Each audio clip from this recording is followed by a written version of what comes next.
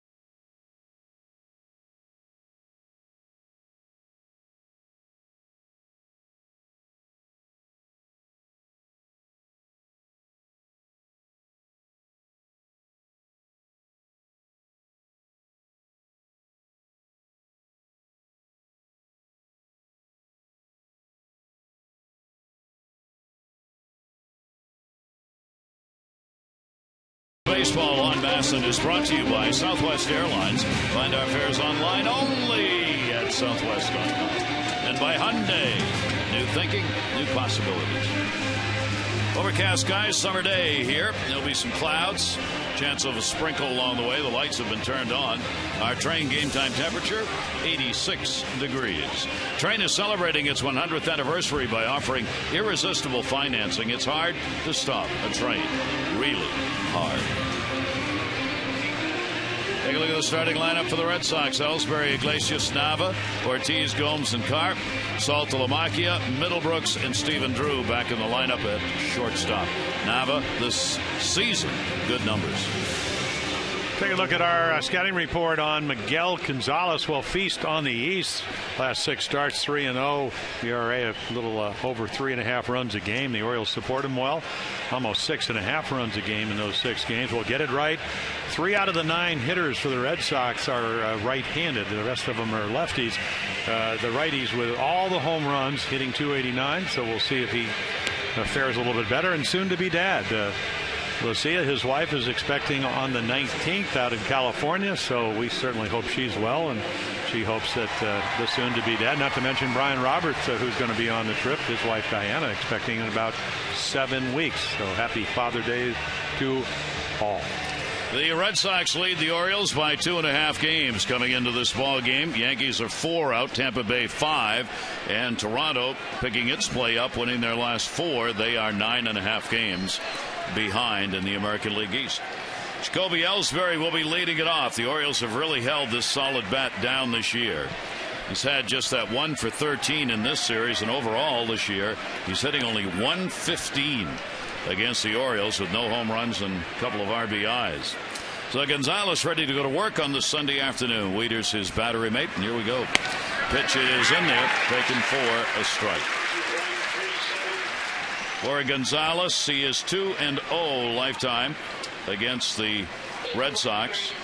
Here at home, also a 2-0 mark with a 4.13 ERA at Camden Yards this year.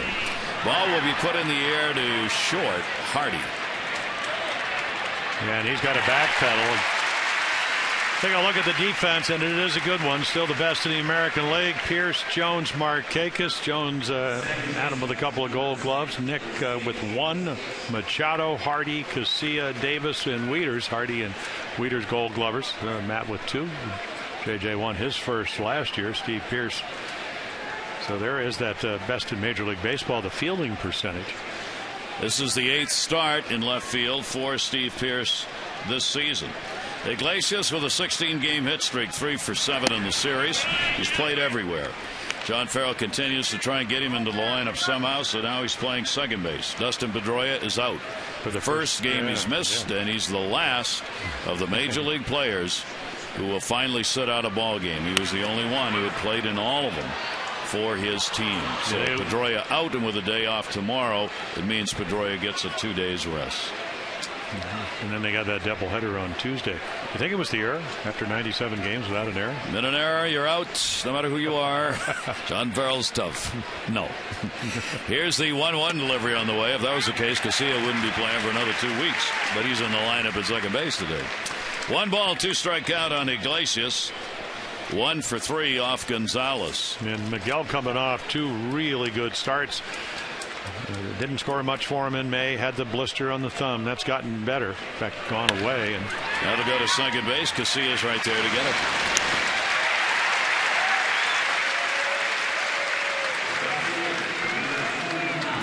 So one of our keys to the game is just this. The Orioles playing well behind him. There's nothing like having one of your starters going out. He went 8 innings in his last start. Really used all his pitches. Doesn't throw that many curveballs, but really used his curveball better. They've won all his last 6 starts, mainly because he's pitched well and they've supported him offensively, but used the 4-pitch mix all the way through 8 innings against the Angels.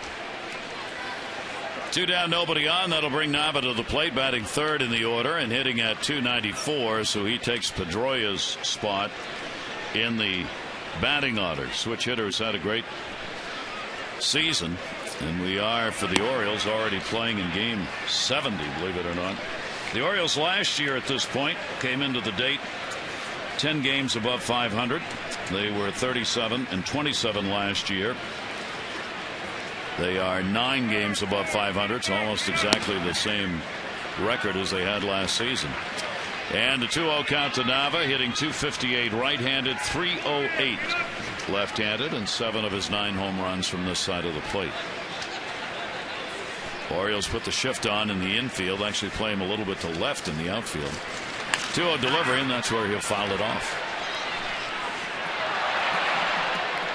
Yeah, take a look at this. Pedroia's out today. Nava wears out the fastball. Ortiz hit a home run off of Kevin Gausman in Game 1. So there you go. There's your major league average to give you an idea. And the thing with Daniel Nava, because of his select nature at the plate, being able to plate discipline, a lot of times he gets fastballs to hit. Not there, though, is he? That's the equalizer for Miguel Gonzalez. His fastball's gotten a lot better over the last 6 weeks. You can see his numbers against the Red Sox career. He pitches well against the Red Sox, and against the East, he's just doesn't seem to have a problem, not intimidated. Nava 2 for 4 off Gonzalez lifetime. 2-2 delivery on the way to him, and that's going to be popped up behind second base. Jones is right there, and he's got a very solid clean inning for Gonzalez. Takes him down 1-2-3. Orioles lineup coming up.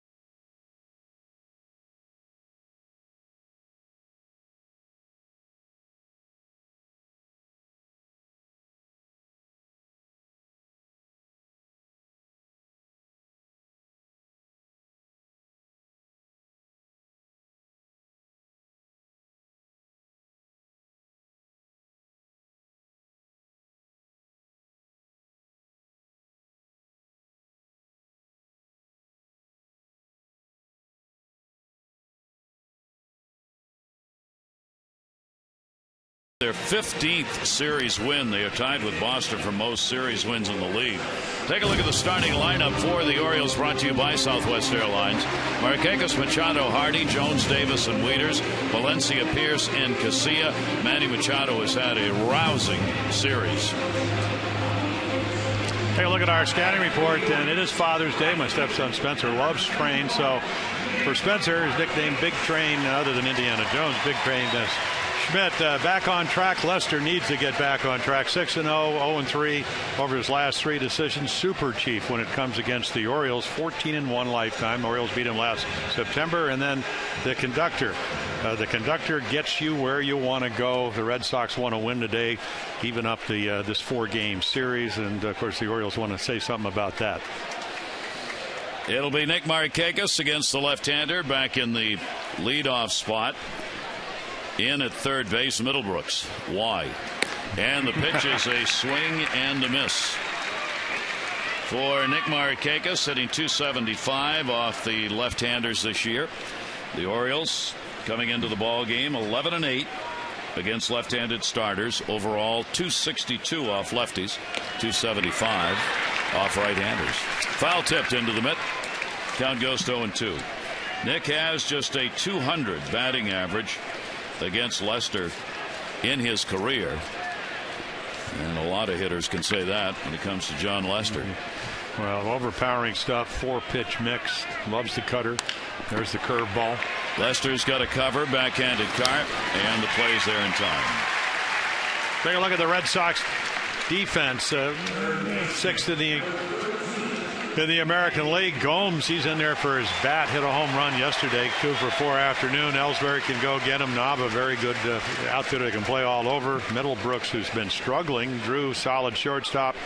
Iglesias, who came up as a glove whiz and now hitting over 450. Carp over at first base, and then Jared Saltalamacchia, a couple of thrown out attempted base stealers yesterday. Manny Machado adding to his doubles totals, now with 31, leading the major leagues as he got one yesterday. 13-game hit streak for Machado, who now leads in multi-hit games with 28 in the American League. He has moved into the number 6 spot in batting average at .324, and he leads the majors in hits with 97. Fouled off. He will not, however, break the Orioles record for the fastest player to get to 100 hits in a season. Roberto Alomar in 1996 had 100 hits in 68 games. Yeah. We are playing in the 70th game today. Yeah, he started out 40 and 39 in April and May of that year. 79 hits. Obviously, he looked good in an Oriole uniform. Yes.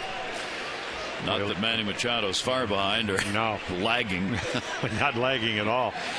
Well, you better have your A game hitting style against Lester, because he makes you cover both sides of the plate with the cut fastball. One of his favorite pitches, but he does. We've already seen the curveball to Markakis. He's got a change up, 2-seam, 4-seam. And one of those aberrationally, along with the Red Sox only winning 69 games, he had a bad year, under 500. And that doesn't happen. Inside, Manny Machado hitting 90 points lower against left-handers than right-handers, with a .259 as opposed to a .349 batting average. 1 ball, 2 strike count to give him a big gap in left center field, playing him to go the other way in the outfield. And that's way inside. And it goes to 2-2. Let's take a look at John Lester's pitch use, the Jeep inside the numbers. So there's the 52% fastballs, but the cutter, one of his big pitches right there, almost 25% of the time. Yeah, he has a changeup, and then he has the curveball. But again, fastball, cutter, about almost 80% of his pitches. 2-2 down to third. That's a fair ball right over the bag, and there's going to be an argument by Middlebrooks. Farrell's already coming out. It'll be a double for Manny Machado. Well, how do you go argue whether the ball was fair or foul? Just go argue. Well, Home plate umpire also will get in on this. He's running down to the third base umpire, Jeff Nelson, because both Saltalamacchia and Middlebrooks immediately looked over to Farrell and said that's a foul ball. Well, he's playing the line. I think that's why if you're Will Middlebrooks and Jeff Nelson, who did not have a good afternoon umpiring yesterday, so take a look. Doesn't have to land fair, just has to go over the bag. And it might have gotten over the corner of the bag. Middlebrooks running to his right. Take a look. I tell you, I think it went over the corner of the bat. Does not have to land fair. Only if it's a line drive. Really upset about this. Well, it's Farrell. just a, but John Farrell's done a great job. Was a terrific pitching coach in the front office. It's just silly this is a judgment call. You can't go out and there's just no reason to do it. He's not going to change it. Well, but you got to make your point. You can't just sit there if you're catcher and your third baseman said it's a foul ball. I understand that, but he's not going to win this argument. Well, of course not, but you got to go argue. And what he probably, my guess is what he really got hot about is that he wouldn't go to the home plate umpire and ask about it. And I think what Nelson said was, I saw it. Yeah, well, he's 18 feet behind it? Yep. So Manny Machado does it again. I mean, it's becoming the norm that in his first at bat in a ball game, he gets a double. He's got 32 doubles on the season.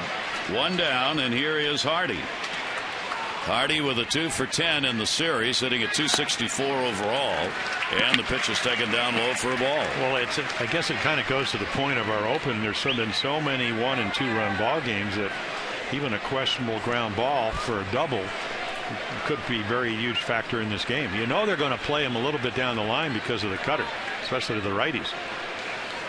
No game between these two teams in the first 6 has been decided by more than 3 runs. There have been 1, 2, 3 1-run ball games in this, a couple of 2-run games, and the 1 8-5 ball game. The Orioles have the edge in the series, 4-2. Hardy with the RBI chance. 1 ball, 1 strikeout. And inside, nice stop by Saltalamacchia. Machado will be alive down there because Lester's thrown 5 wild pitches on the season and has also hit 5 batters on the year. Orioles 7 for 33 in this series with runners in scoring position. They have left 28 on. Long 4-game set concluding here on this Sunday. Here's the 2-1 delivery, and Hardy will foul that one off. 2-2. Not much of a breeze here at the ballpark today. The wind should not be a factor. The glare will be on and off today with a slight overcast and a lot of sunshine coming through. And we'll be in the high 80s, maybe near 90 before the game is done. 2-ball, 2-strike count on Hardy. Machado off second base. Big secondary lead. And Hardy is gone. There's that cut fastball. And the cutter looks like it's going to stay on the same plane, and it just cuts into you if you're a right-hander. It just keeps coming. Acts like a hard slider. You see him a little bit more pressure on that middle finger. It just yanks it down and in. Lester coming off his worst, maybe one of his worst games ever, with 8 hits and 7 runs and 3 home runs and only 4 2/3 innings, 7 walks. Just very un-Lester-like. Adam Jones with a 4 for 14 in the series. Couple of RBIs, 262 lifetime against Lester. And a runner on at second base. Take a look at our AT&T Mobility Trivia fact. Adam has had at least 1 hit in 7 straight games against the Sox, 1 shy of his career record, which he set in 09 and 10. Yeah, he also likes, 10 RBIs in the last 10 games? And he's got an RBI opportunity right here. Adam is 7th in the American League in RBIs with 47. Cabrera's got 69. That'll be fouled off outside of third base. And a 1-ball, 1-strike count on Jones. The Orioles outfield, including Adam Jones, their starters, with a shot to be in the All-Star game, as selections in the outfield are not made by position but just by outfielders. Fans voting for their top 3 outfielders. 1-ball, 1-strike count. Jones trying to get the run in. 2 down. And Adam will swing through that one. 1 and 2. A lot of home runs, and Carp in that list, Adam Jones in the list, Ortiz, who's playing today.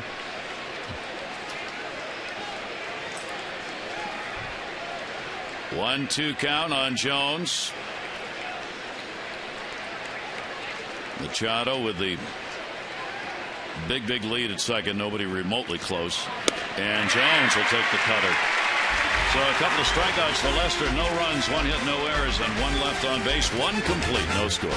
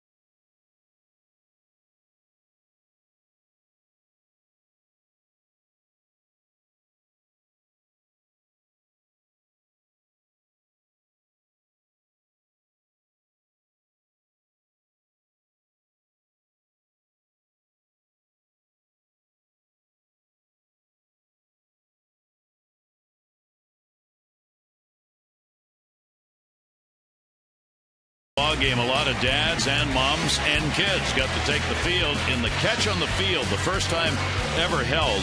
Fans purchased one of 2 ticket packages, and a portion of the proceeds benefit the Orioles Reach and Orioles Charitable Foundation. Over $15,000 was raised, and what a great time for not just the kids, but mom and dad too.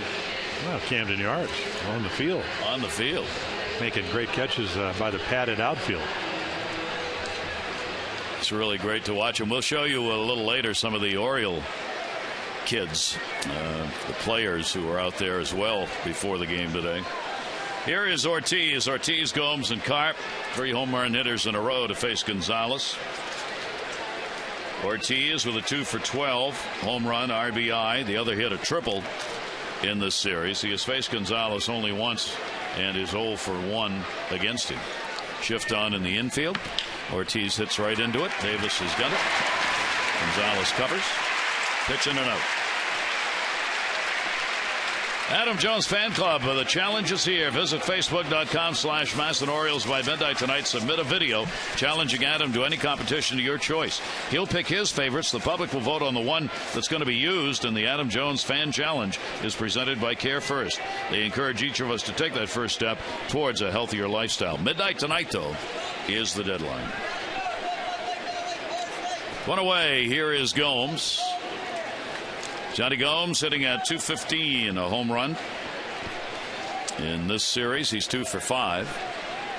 Gomes now with 11 career home runs against the Orioles. And the infield shifts the other way. And the pitch is taken for a strike. Yeah, well, you saw the power, you saw his strength, single and then the home run yesterday. 8 for 20 in June. So getting to play. Playing as much as with the Red Sox as he did with Oakland last year when he hit 18 home runs. But those are the numbers we're talking about. A 1 delivery to him. Baltimore Sun, good story about the Orioles have become the shiftiest team in the American League, overtaking Tampa Bay. More shifts than anyone else. You calling me shifty? Shifty. Fine nickname. Those are those defensive shifts. 1-1 delivery to Gomes, fouled off the mask. Well, I think you can do it with guys that have command, and so with Miguel Gonzalez, I mean, you look at the tendencies. And I think the Orioles have done it with Pedro Strop, who's all over the place. I mean, look at this swing. I mean, the big swing. This ball in on him though, and boy, right off the mask of David Rackley, young umpire. But of all the starters, Miguel Gonzalez, the least amount of pitches per inning as a starter, under 16. And there's a little extra today on soon-to-be Dad's Day for Miguel. Well, we saw that last year. If you take a look at our Nissan Fitra, he just buzzes this run by him, but it's on inside, third of the plate? But if you're Johnny Gomes, you know he's got a splitter. That slows the bat down. He's a good fastball hitter, and he can't quite get to it. Carp had his 8th home run of the year yesterday against the Orioles. Carp now hitting at .320. 9 doubles, 8 home runs, and 25 RBIs. And Michael Carp will take it for a strike. Red Sox made a roster change today. De La Rosa got sent down out of the bullpen. Pedro Vieto back up, a right-hander. 26-year-old right-hander has joined the team today. Former Oriole. Yep. Former Met, too, right? Yeah. And the pitch is taken down low. They do not have Napoli, who has gone back to Boston to try and figure out why that illness is sidelining him and what it is. So they're short on the bench today.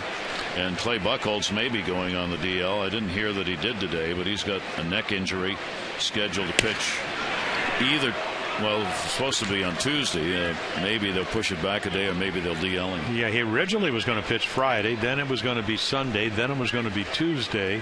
I ran into him on Thursday. He said it's just up in the trap, which is kind of between your shoulder joint and your neck, and sometimes hard to get rid of that, especially it's on the right side. And it just won't go away.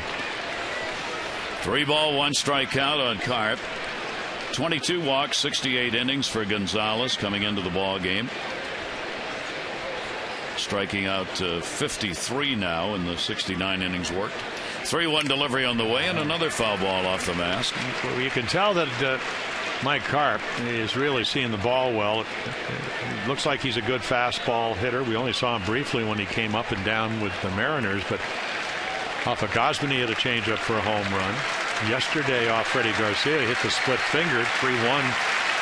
First time they had scored in 18 runs. He got the Red Sox going yesterday. And he will swing through it. Gonzalez, a couple of strikeouts, retires the side in order, and sets down the first 6 Red Sox face.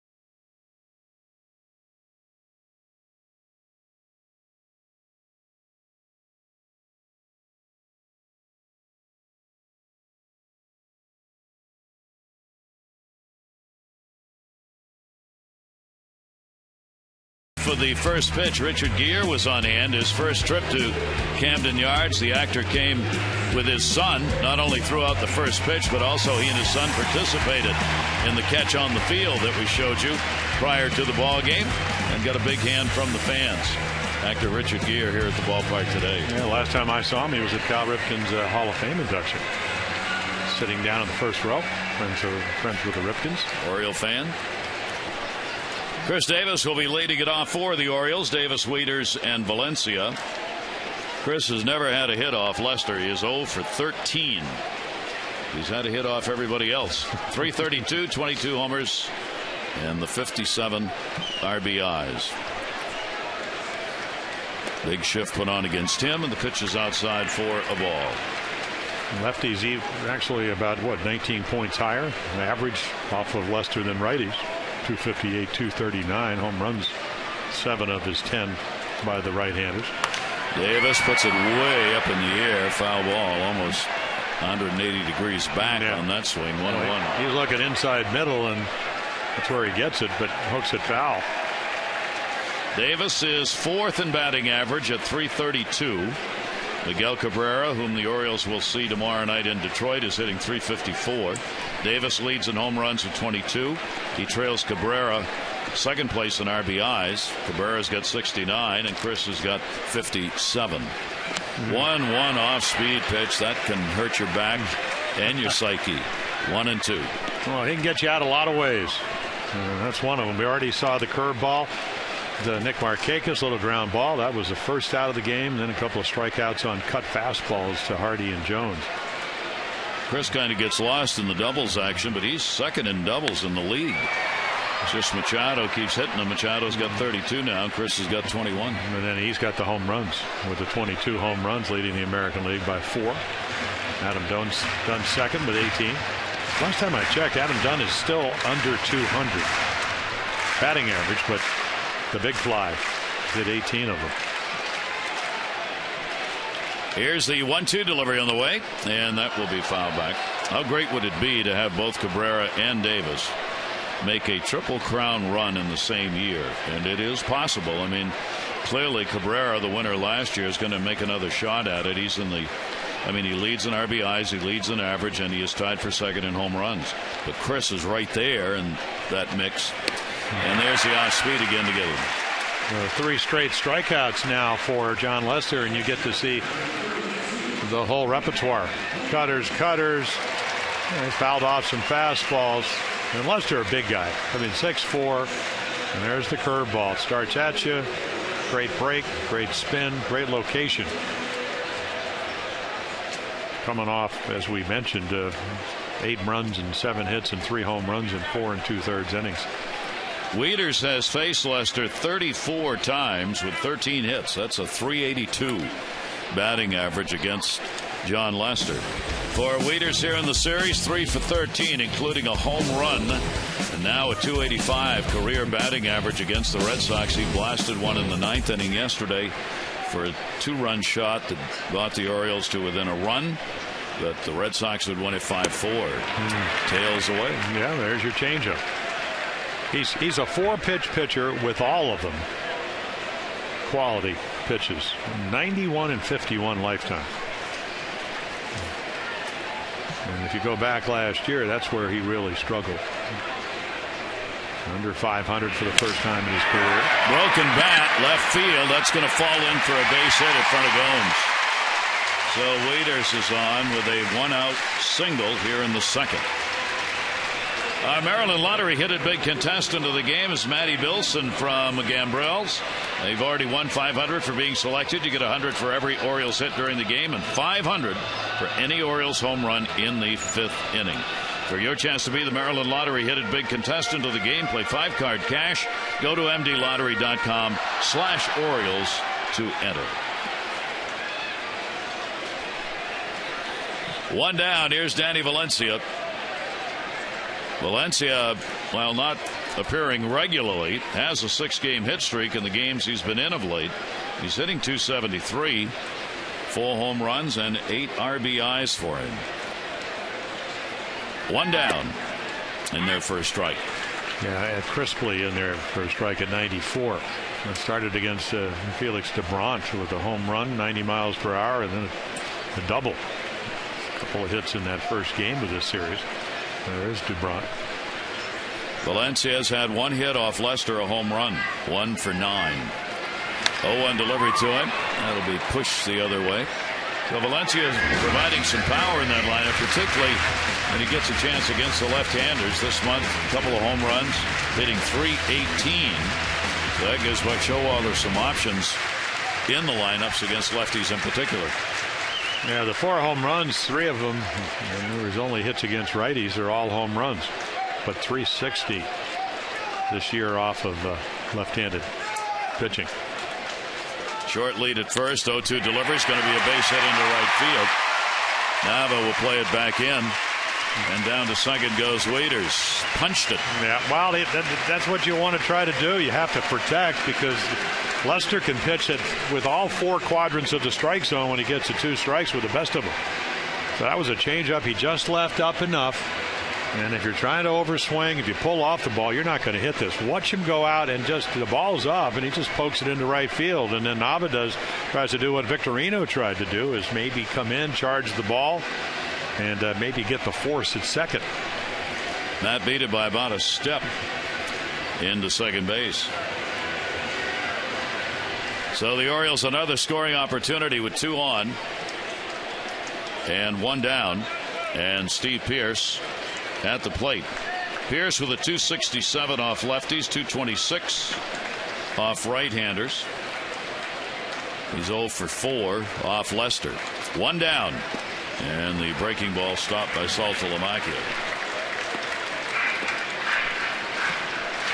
Yeah, the other number you like about Steve Pearce, the Orioles got him last year. He was traded a couple of different clubs. Back to the Yankees, back to the Orioles.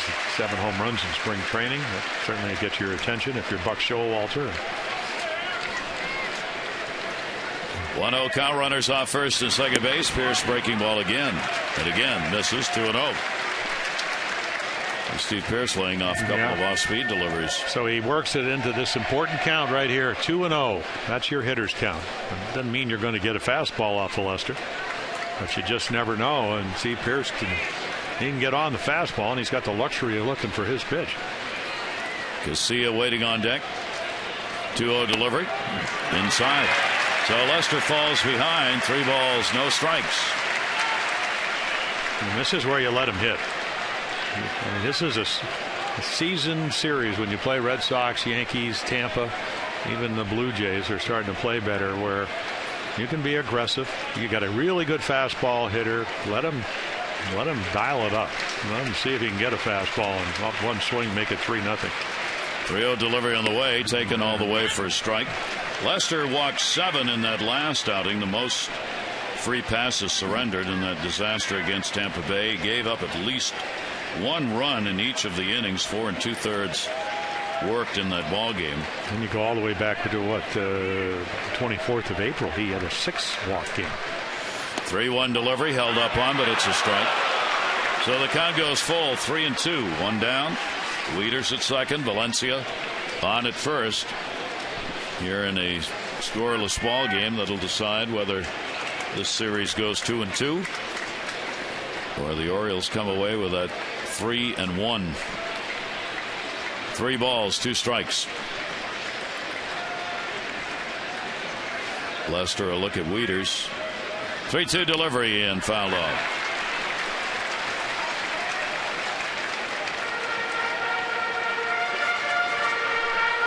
Two teams will be playing here at Camden Yards again. The end of July, the 26th, 27th, 28th. That's the next meeting. So there'll be some catching up to do at Fenway Park after that. 3 ball, 2 strike count. Pierce fouls it away again. No, there's a home run swing. That's why I let him go 3-0, because you look at Casilla, he's 0 for 6 against Lester. He's 2 for 17 with runners in scoring position, and don't think that John Lester doesn't see him in the on-deck circle.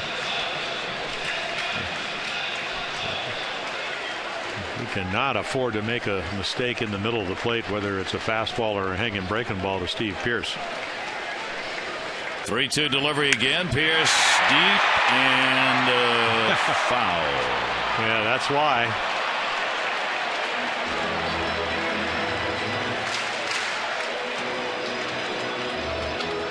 Very intimidating hitter if he knows a fastball is coming. Now, he doesn't know that, but that's what he's looking for. He's a really good high ball hitter.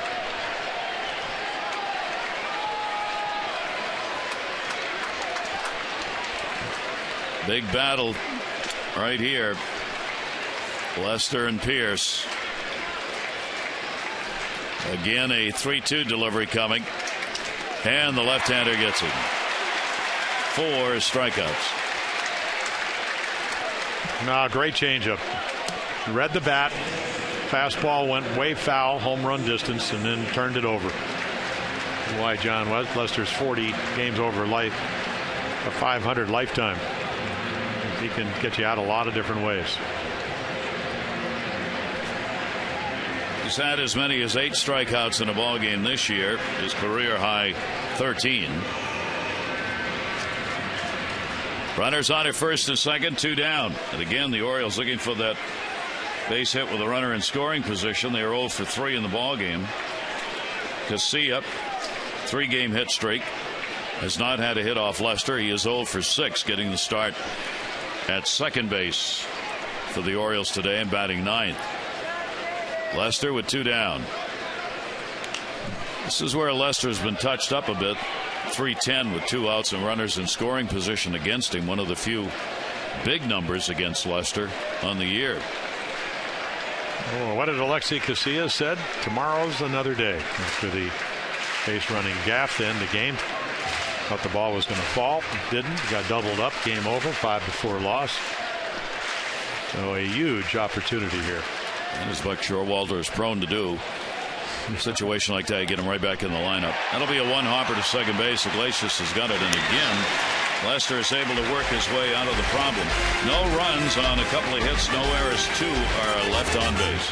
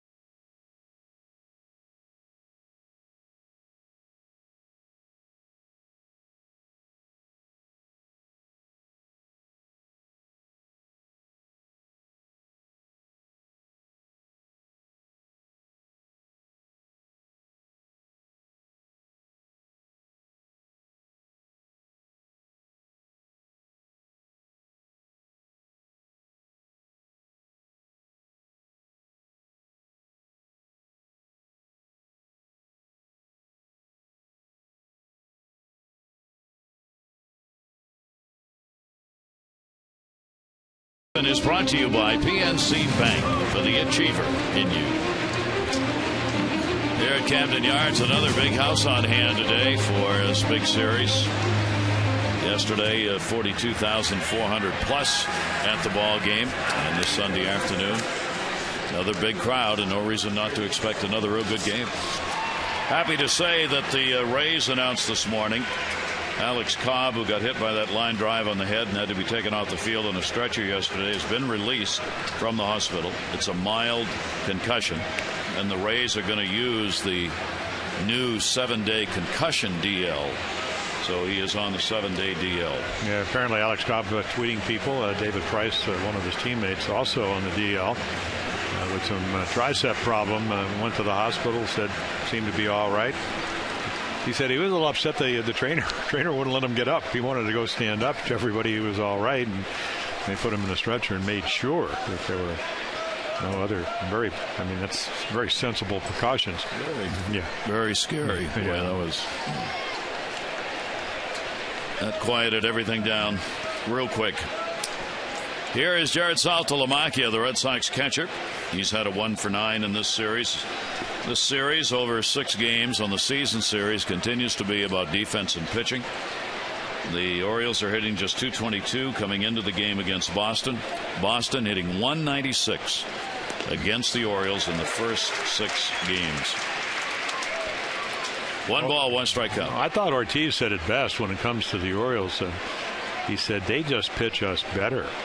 I look at films, whether it's the bullpen, the starters, whether it's Gosman, whether it was Tillman on Friday, Freddie Garcia, only the one really bad inning yesterday. But so if you make your pitches, you have a chance. Otherwise, you see why the Red Sox, you see why the Orioles are the number 1 and 2 best hitting teams in the American League. Pitching for the Orioles, the team ERA is 3. For the Red Sox, 3.18 against the Orioles.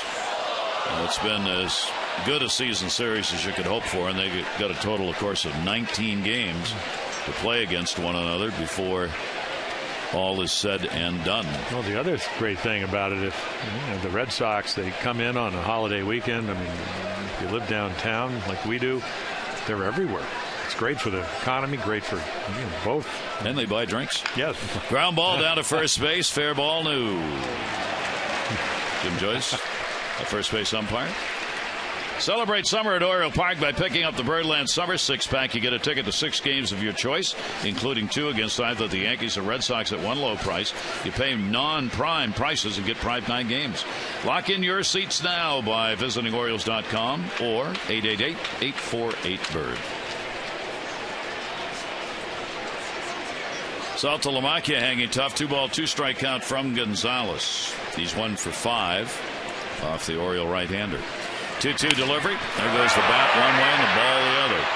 And that is a foul ball and a foul bat. That went about 40 rows back. Everybody seems to be okay.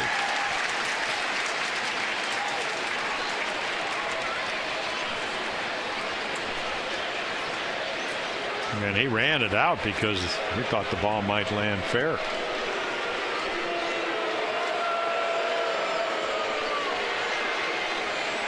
Boy, that was a broken bat that had one of those knife-like endings to it.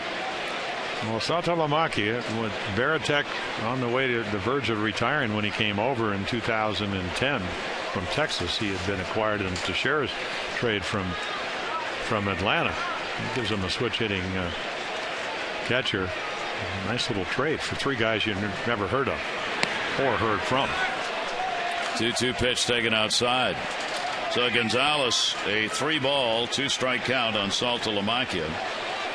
Saltalamacchia's had a couple of home runs against the Orioles this year and 8 career home runs against the O's. Here's the 3-2 delivery by Gonzalez, and there's the first walk surrender. Leadoff walk here in the 3rd inning.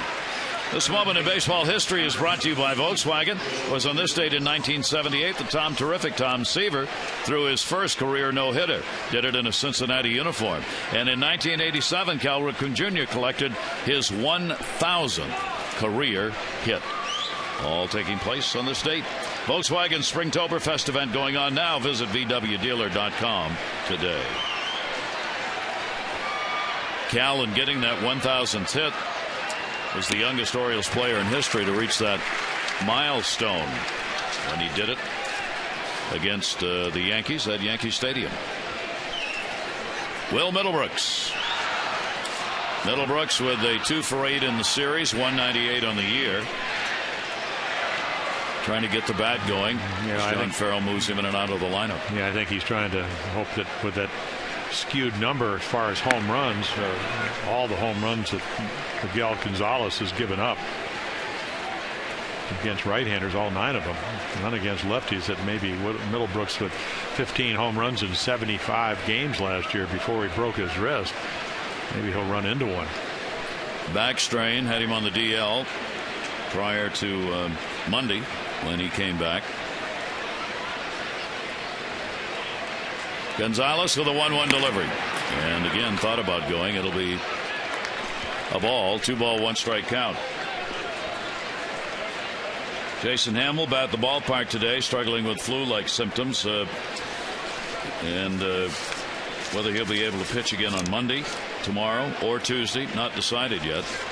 Buck Showalter thought that decision would be made here before the end of the ball game. Probably already has been made. They just don't want to announce it, depending on what happens with the use of the bullpen. 2-2. Buck continues the non-rotation juggling. Yeah. Well, he's going to need somebody on Tuesday, so they're figuring if he doesn't feel well, they'll just move Jason. So whoever pitches Monday gets Max Scherzer, who's 9-0, and then if you pitch Tuesday, you get Justin Verlander, who's 8-4. 2-2 delivery hit in the air to right. Nick Markakis has it lined up. Hey, look at our Jeep inside the numbers for Miguel Gonzalez. So ERA improving each month. Did not pitch that many innings in the spring training, so struggled a little bit. Then the blister problems in May didn't get him a lot of run support, and then all of a sudden, healthy, much better rhythm, and the ERA goes down, down, down. Big game in Houston.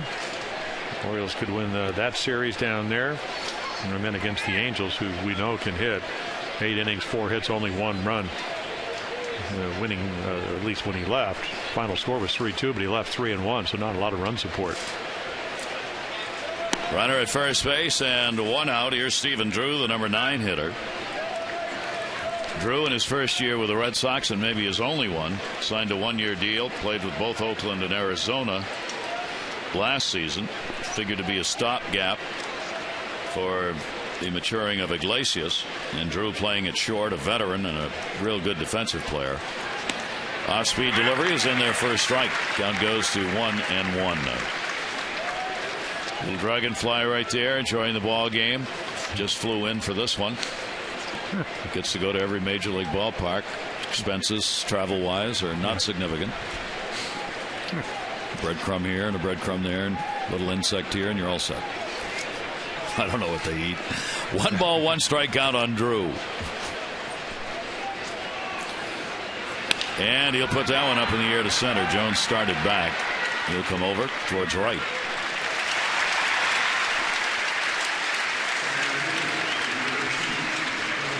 Two down.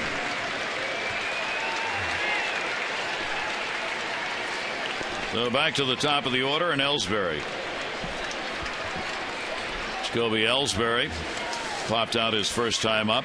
1 for 14 now in this series. And yet hitting 300 in June. It just seems, and you hope it stays that way. You saw the impact. He did single yesterday in the 5th. Stole his 31st base. He got a couple of steals in this series, and then they manufactured a run with runner at third. Pedroia infield back. Just a little grounder for the RBI. That's what he can do. Saltalamacchia leadoff walk, still on at first base. Ellsbury leading the American League with the 31 stolen bases, and Nate McLouth close in tow. Yeah, 2 years ago, 32 home runs. And then last year, the shoulder injury to his front shoulder early on in April. And not hit for power since. 1-0 pitch to him will be taken, and a 2-0 count from Gonzalez. Here in this ballpark for the Orioles starter, the 2-0 this year. He's had 11 previous home starts. His record 5-2 and a 4.24 ERA here at Camden Yards. He's given the Orioles chances to win the games he's been in. He's won 4, but the Orioles are 8-3 in his 11 starts. 2-0 delivery, fouled off the other way. 2-1 strike count on Ellsbury. These two pitchers kind of do it in reverse order. For Gonzalez, got to get ahead on the count. Average 221. If he falls behind 1-0, the average jumps to 260 in those at bats. It's just the other way for Lester. 2-1 strike count. Jacoby Ellsbury. Saltalamacchia off first, and there's a shot up the middle for a base hit. Saltalamacchia will stop at second base. Runners on at first and second, and there are 2 down. Yeah, the only good news is there is somebody in front of Ellsbury. Otherwise, he's going to be stealing, even though Matt Wieters did throw him out one time in this series. So the pitch count usually very efficient, about 15.5 pitches per inning, up this inning here in the third. Second time through the order. Have a little bit of a discussion. Matt Wieters and Miguel Gonzalez.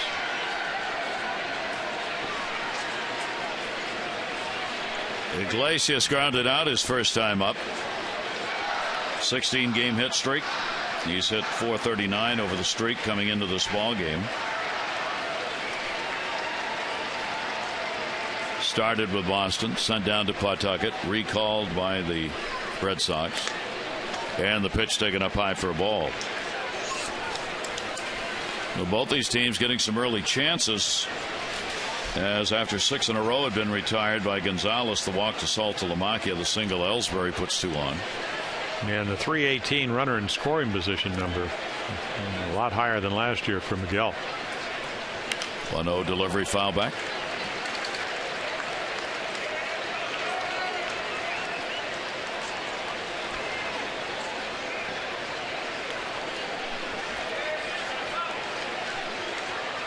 There's Lester, and boy, he's hoping for a base hit here. And the emotional roller coaster. You sit there, you hope you get some runs. If you do, you're happy. If you don't, you better get your glove and go out there. 1-1 delivery. Baltimore chop. Casilla bare hands it in the dirt. What a play made by those two. Casilla and Davis. An outstanding play as Iglesias went stumbling across the bag and may be hurt. Watch this. Casilla's got one chance barehanded. Put it in the dirt, and Davis went down and dug it out. 2 are left on.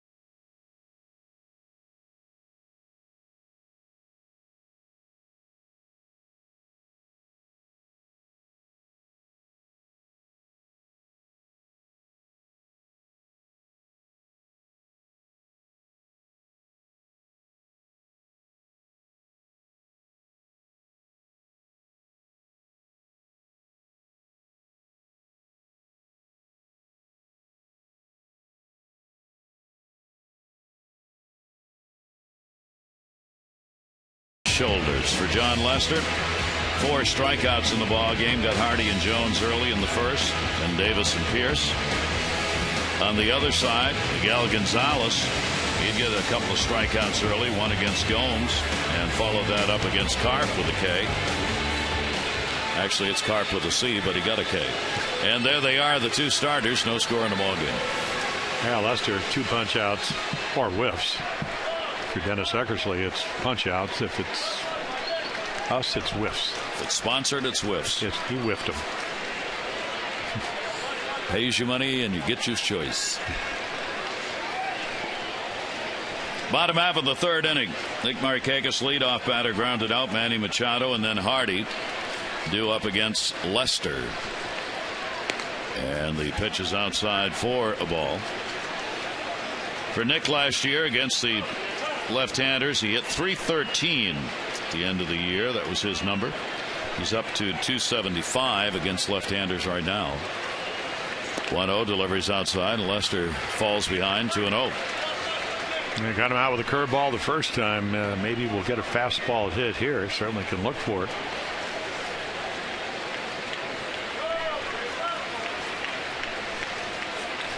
Here's a 2-0 delivery. Markakis threw it.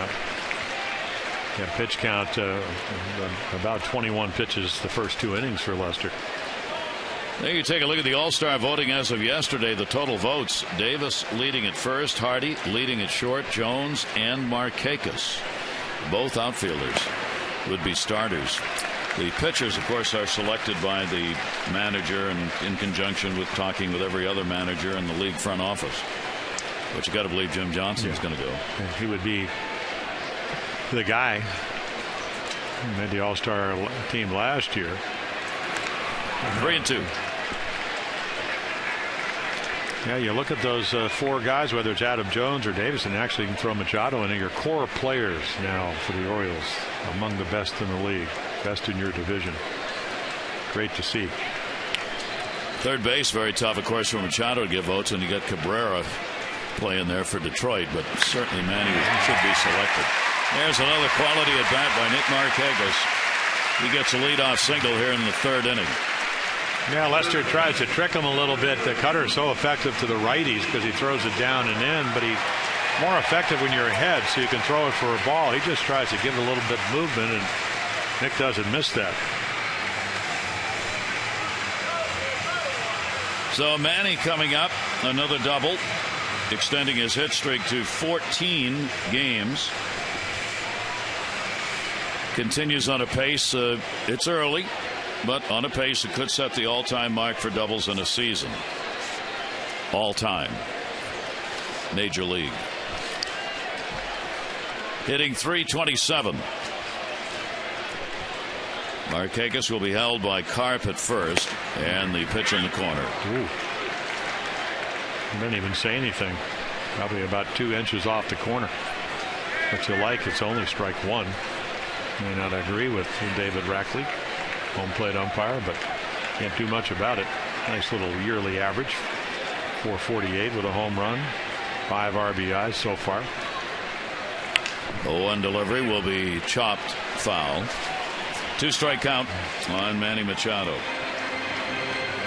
The Orioles offense, in part, these games against the Red Sox here in June have tailed off a bit offensively. Their average in June is 4th in the American League. They are 10th in runs for June in the American League, 8th in home runs, and 13th in ERA through the first half of June. That's just for the month. Foul back, and it stays at 2 strikes on Machado. You know, I was reading some of the Detroit papers. A very good writer, John Lowe, he was writing about Charlie Horse Radburn for the Providence Grays, 1984.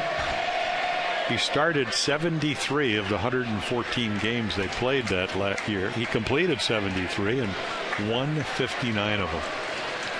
So that's a pretty good record. That's a lot of work. You might call him an ace. Call him Hoss. Of course, the real Hoss. Staff. There was nobody else pitching. That's how he got the nickname Hoss, I guess. Wolf fouled away upstairs. Dead ball era. Probably used the same ball the whole game. Don Sutton would have loved that. Scuff it all over and do whatever you can do. He erased Lee McPhail's name. Hello, Don. Well, I mean, I could see Gene Budick You know, maybe Bobby Brown, but Lee McPhail, that's a big name to erase. Big belt buckle. 0-2 count on Machado. Hall of Famer. Hall of Fame, yes. Sudden, yes. 300 game winner. Bounced in the dirt, and it'll go to 1 ball, 2 strikes. He would have to contend, I don't think I ever saw a baseball more scuffed up than Mike Scott, who pitched for the Astros. And they used to keep track of them all. Well, Davey Johnson used to collect them. And then he won the Cy Young. Yeah. Probably like 85, 6, somewhere in there, when maybe he was managing the Mets. Yep. He'd collect all of the baseballs shown to the home plate umpire. Every word would be crossed off. And up in the air to left field. Did he get enough of it? Probably not. Warning track and hauled in by Gomes. Great base running right there by Markakis, who tags up and goes down to second base. Where's the Green Monster when you need him? Haven't hit a home run since the 5th of May. Doesn't matter because he's been nothing but doubles, but does get Markakis into scoring position. Just missed a hanging cutter. Good play. Gomes has played some pretty good left field here. Someone who doesn't get a lot of chances. So now runner at second base again with 1 out. Orioles 0 for 4 with runners in scoring position so far, and here's Hardy. Hardy's batting third, strikeout victim. First time up. Why would you bat him third? Well, he is 6 for 16 now, 6 for 16 with a home run lifetime off Lester. So he gets moved up in the order because of the matchup. Take a look at the Jeep extra base numbers for J.J. Hardy, so he can hit everything. And he's been red hot in the month of June. 373. 3 of the hits home runs. Hardy 0-1. Markakis at second. Outfield deep against him.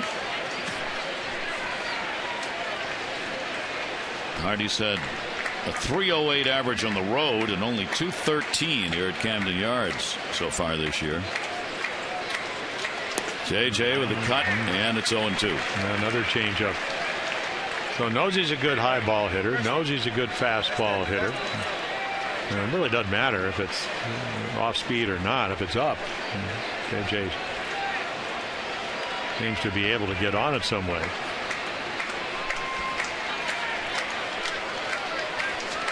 To the count. Iglesias trying to hold the runner at second, and Lester's delivery will miss down low. Red Sox, of course, finally beat Lester in that last outing. He pitched against them last year. Still has that 14-1 mark against the Orioles, and he is 7-0 in 10 starts here at Camden Yards. The Orioles beating Lester in September. Ball put up in the air towards right center field. Good speed of Ellsbury gets there in plenty of time. 2 down. Take a look at our Hollywood Casino League leaderboard. Slots, tables, and dining. The ultimate triple play at Hollywood Casino at Charlestown Races. Well, that's home runs and that's doubles. And when you're ahead of those clubs, especially the Red Sox at the Fenway Park, they usually lead the league in doubles every year, and the Rangers, they can hit, and they play down in Arlington where the ball flies. And then there's always the Tigers with Cabrera and Fielder and Torrey Hunter and cast of thousands, it seems. Orioles will be there in Detroit for the ball game tomorrow night. 3-game set. So Adam Jones will try it with 2 down. Didn't like the call. Runner on at second. Markakis had the leadoff single. I'm sure he's telling David Rackley he doesn't need any help. The more I see Lester pitch, it reminds me of Mickey Lolish talking about Detroit. Now, he's never going to pitch 356 innings like Lolish did in the season, but when they're on their game, they don't throw many balls in the middle of the plate. 0-1 delivery to Adam, and he'll take that one down the line. That's going to go for a base hit. Markakis will score. Jones on his way to second base. The RBI, and the Orioles have 1-0 lead. Yeah, Lester looking in and saw the LaMacchia going, how did he ever hit that pitch? Well, I'll tell you how. If you throw enough cutters, and he likes to do that, and you struck him out the last time, and this is a cut fastball, it is in. but he's looking there. It's in off the plate. And until you get to 2 strikes, that's what you can do. So the heads-up play of Markakis, small ball tagging up on the long fly ball by Machado, allows him to score on the double by Adam Jones. 48 RBIs for Adam, 7th in the American League, and the Orioles now have a run on 5 hits off Lester, while the Red Sox are 0-1 hit, a single by Ellsbury off Gonzalez. And a chance for another 2-out RBI for Chris Davis. Davis struck out his first time up. And the pitch on the inside corner for a strike. Well, Chris gets a chance here as the Orioles leading extra base hit man with 43 leads the American League. He and Manny Machado are 1 and 2 in extra base hits. Adam Jones, the leader for the Orioles in runs scored. 0-1 taken, and it's a ball, 1-1.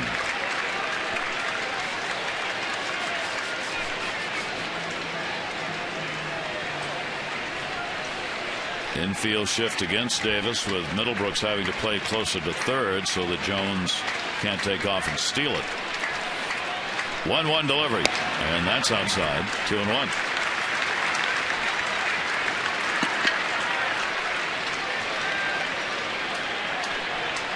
Yep. That's the one thing for John Lester. The average is Gonzalez averages about 15.5. He's at 17. And you start multiplying, 6 innings is 102 pitches. I'd love to get Lester out of there earlier than later. Get the back end of the bullpen. Very good for the Red Sox. And pickoff play at second, almost thrown away. Jones over the bag into right field, but he gets back as the shortstop Drew stops it.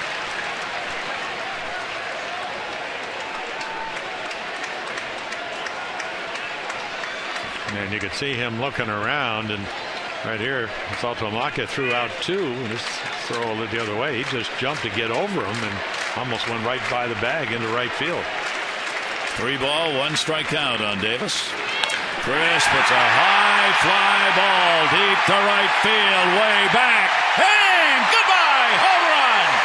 Number 23, Chris Davis. 3-0 Orioles.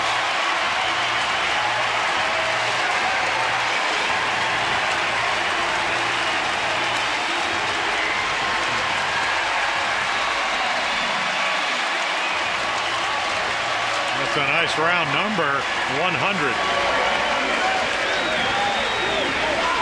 And that's not that many at bats either for Chris Davis.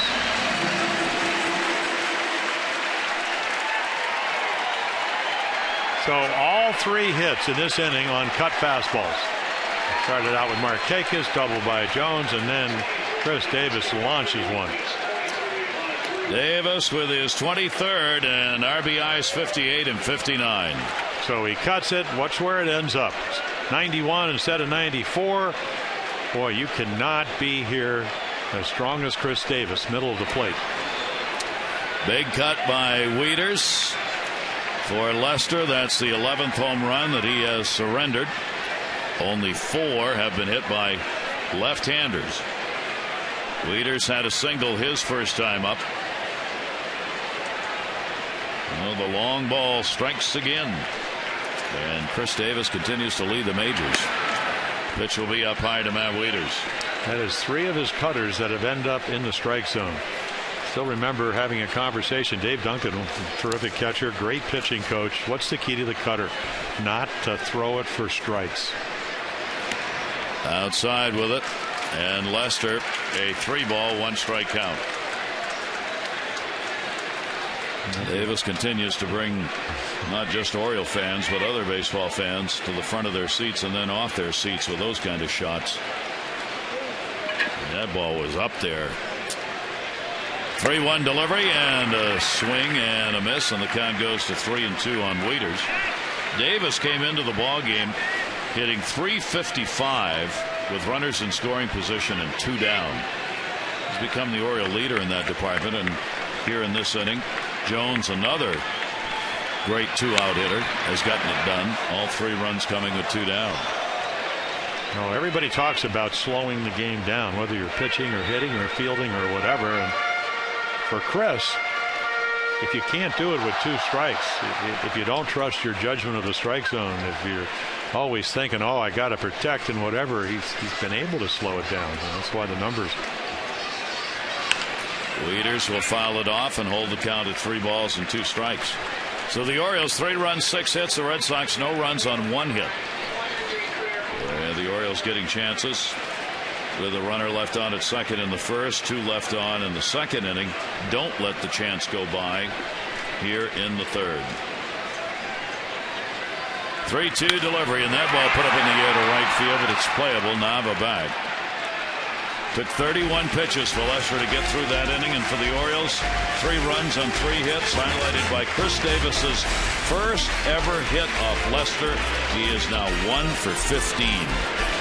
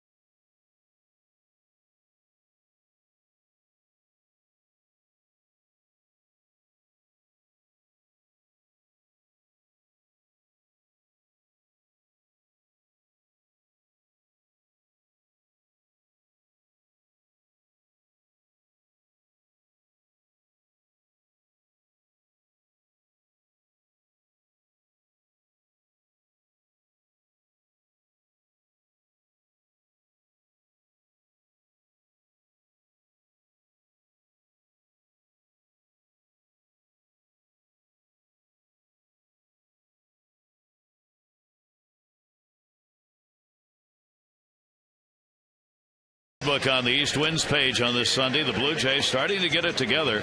They're 31 and 36, back to within 5 games of 500 for the first time since late April, and 6.5 out in the wild card race. Yankees now have lost 5 straight games, their longest streak of the season. They went 4 for 24 with runners in scoring position over the last 4 games. Struck out 14 times against the Angels yesterday, and have lost to Shera again. And for Tampa, they'll face Wade Davis. Will be going today for the first time since the deal was struck. He'll pitch against his former ball club as the Royals square off in Game 4 against the Rays. And the Royals have been playing very well. And they've been playing well, and Miguel Gonzalez now has a 3-0 lead going into the 4th inning. You can see the 1 inning last inning, able to get out of harm's way. And Iglesias out with a couple of guys on. And Nava will lead it off, hitting third in the lineup. Nava, Ortiz, and Gomes. Nava flied out to center his first time up. Gonzalez this season, a fly ball pitcher, not by any great difference. 54% of the outs coming on fly balls. 0-1. Nava with a 2 for 5 lifetime off Gonzalez. He's given up 1 hit, a single to Ellsbury. Gonzalez feels his position. Yep. Probably had time to get it with the glove, so last inning Casilla probably could have done the same, but he barehanded it.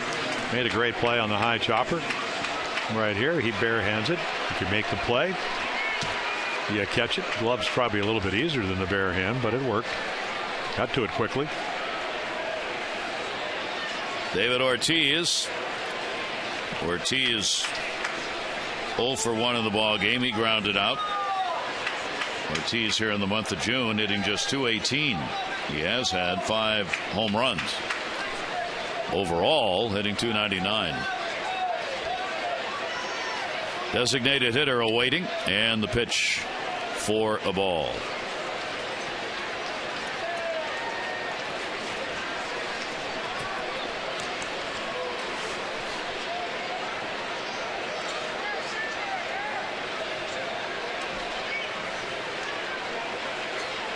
1-0 delivery, and he'll punch that one foul.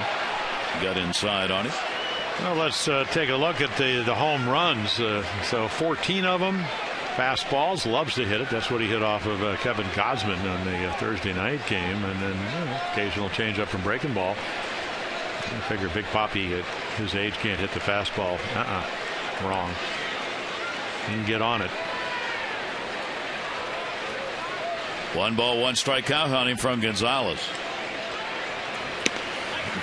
Ortiz, the only major leaguer playing right now who's had at least 10 or more home runs in each of the last 14 seasons. He has had 35 career home runs against the Orioles. 2 ball, 1 strike delivery to him. That ball center field, Jones. 2 down. The Orioles, proud to have celebrated Flag Day and the Army's birthday on Friday night, wore the special jerseys and caps. They are now available for you at auction and for a great cause. They've been signed by the player or coach who wore them, authenticated. You can go to Orioles.com/auction. The proceeds benefit the Fort Meade Alliance Resiliency Center Fund. Place your bids at Orioles.com/auction.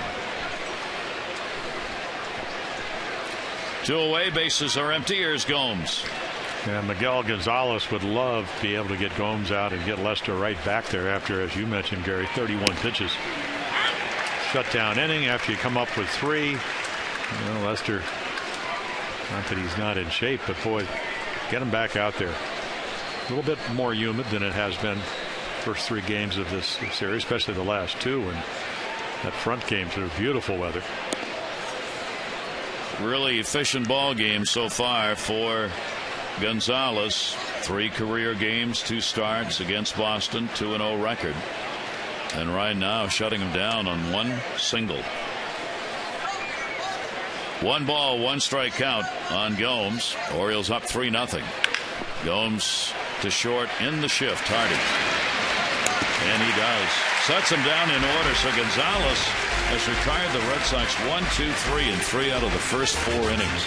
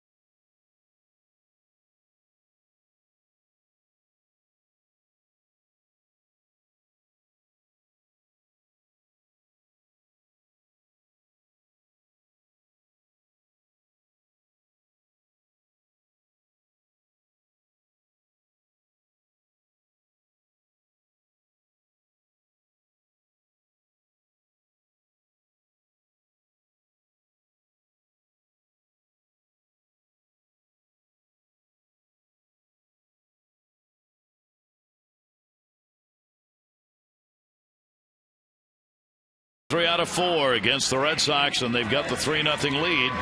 Take a look at our PNC minor league report. It's brought to you by PNC Bank, for the achiever in you. Again, LJ Hose. Last 10 games with that tremendous batting average and also big numbers on the season. Well, what they like is he's a great defensive player, and on base home runs are never going to be a wow factor. One of those guys that could help you out. Utility player, utility outfielder, defensive replacement. Problem though for the Orioles is where, yeah. Ground ball hit hard to third base. Middlebrooks on the backhand. 1 pitch and Valencia is retired. Bottom of the 4th inning. And they made that look pretty easy. Pierce and then Casilla due up for the Orioles.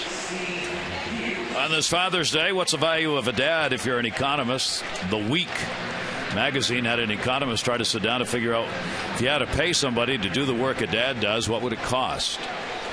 They came up with a number of $23,344 a year. $23,300 plus. However, 27% of the moms they interviewed said dad's value for work around the house was $10,000 or less. Apparently, men think they do a whole lot more than their spouses believe. And the pitch is taken. Karen says it's even lower than that. Did they have that number during Mother's Day? Yes, they did, and you don't want to hear it. The Mother's Day number was 3 times the number for dads. And swing and a miss.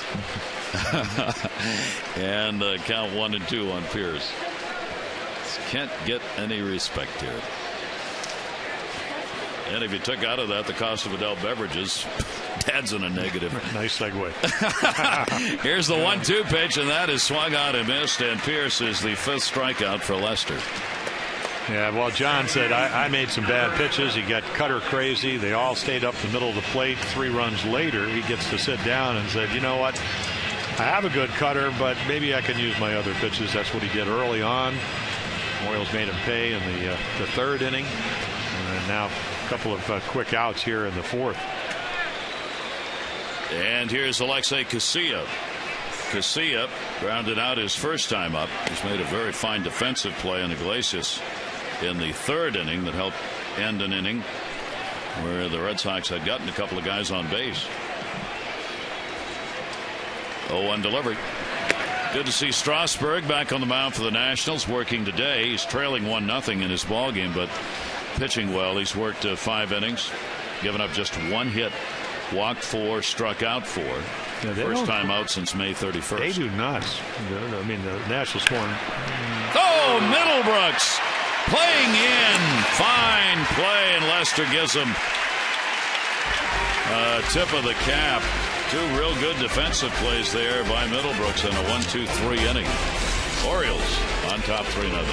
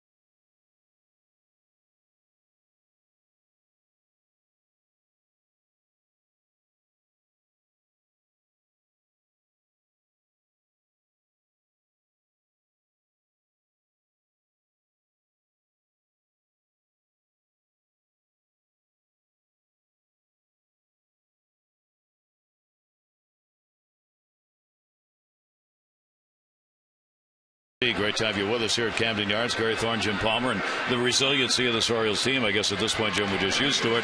Tough loss yesterday. They come right back today. It's another day, another game. Well, the Orioles, they like to win.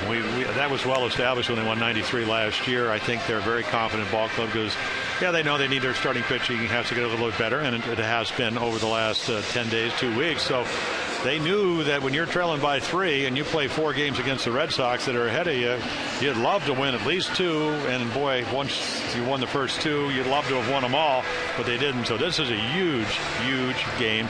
And it's also a 27-out game. So the Orioles win the first 4 innings. That's 12 of your outs. And somehow they got to pitch well and add some runs. And, boy, if you win here, it's a huge victory for your ball club. Gonzalez doing a great job on the mound, giving up the lone single in the ball game so far that Ellsbury picked up in the 3rd inning.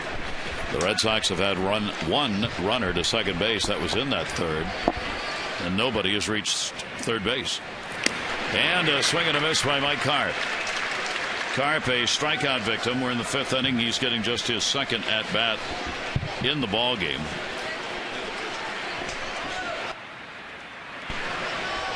One ball, 1 strikeout. And that pitch will be taken away. 1 walk, 2 strikeouts for Gonzalez. No walks, 5 strikeouts for Lester. Pitchers duel here at Camden Yards on this Sunday afternoon. Man, the Red Sox are saying, how can we get back into this game? And they also lead in on-base percentage and runs. You know Carp, he's hit a couple of changeups. You know Miguel Gonzalez certainly has recognized that. You also know he's a good fastball hitter. And now, and yesterday off of Gonzalez, he hit a 3-1 splitter. So they tried to change speeds, and he took it right out of here. But this is exactly what they want. Leadoff walk to start the 5th inning. We're talking about the Orioles need to do something about the pitching to try and strengthen it a bit. We'll go to the rumor mill on this one. A couple of scouts I had a chance to talk with last night. Right now, the number 1 and 2 names that seem to be up: Mike Pelfrey. There you see the numbers that he has put up so far, and Bud Norris playing with Houston. Both of those well within reach, probably, of the Orioles as far as the deal's concerned and as far as money is concerned. Pelfrey, Norris. Yeah, Pelfrey coming off Tommy John surgery. And Norris much younger. I would think it would take more to get Bud Norris. Houston certainly trying to rebuild. The Twins, same boat, but playing a little bit better than Houston. Scope from the Orioles in a deal with Houston. For a starting pitcher? Yes, I think. Yeah. And the pitch will be fouled back. Saltalamacchia drew a walk his first time up. Now, Pedro has a chance to be a very good pitcher. It's just very difficult when you don't have options and you're not pitching well, and the team you pitch for is winning, trying to win. There's just not a lot of opportunities to get him back on track. You know, I thought he said, you know, I really didn't like getting booed. He said, I really work hard, and I agree that they weren't booing him. They were booing the performances, and that's what fans do. When you're playing, it's hard to fathom that, but that's kind of, I saw him boo Brooks Robinson at the end of his career. Now, they weren't booing the 16 gold gloves. Brooksy was struggling a little bit, as a lot of players do when they get older. So the fans want Pedro to do well, but it's hard to give him the opportunities to get back where he can get some confidence. So I would imagine, again, because of his arm, there would be a market for him. 2 ball, 1 strikeout here with a runner on at first base. Saltalamacchia drew a walk his first time up. 2 walks by Gonzalez. Both have been leadoff walks, and he got away with it in that 3rd inning. Now Saltalamacchia will be followed by Middlebrooks as the Red Sox look for just their 2nd hit of the ball game. And they have a guy at first who didn't even have to hit to get on. So just sets up the inning with a left-handed hitter up there. 2-2. Couldn't wait on it long enough. Pops it up to right. Well, if you looked at all of Miguel Gonzalez's pitches and you said which are plus pitches, you would say the average fastball, and his average fastball is about 90, almost 91. That's the average major league pitch. You'd say, is his curveball above average? No. Is his slider above? No. Splitter? Yeah, probably a plus pitch. But the sum total, all of a sudden you got yourself a pitcher. And it's not about stuff. Rick Adair knows this as well. He can change speeds, and that was a perfect example. He got back in the count with a breaking ball and got Saltalamacchia out, even though he had gotten behind him with a breaking ball. 1 down. Here's Middlebrooks, and he's laid on it and fouls it away. Gonzalez has not lost in his last 5 starts. 2 wins, 3 no decisions. Last loss came against the Angels back on May 3. So he's trying to keep that streak going. He had a career high 8 innings pitched, retiring the last 12 in a row against the Angels in that last outing where he got the win. 0-1 count. And that will be outside. 1-1 to Middlebrooks with Drew waiting on deck. And then the other guy, the other part of the architect of Miguel Gonzalez's success is sitting behind the plate. The way that Matt Wieters can recognize he has 4 pitches and kind of encourage him to use them all. 1-1 will miss away. 2 ball 1 strike count on Middlebrooks. A couple of hits and 10 at bats for Middlebrooks. Wieters getting a DH day off in this series, now back in behind the plate.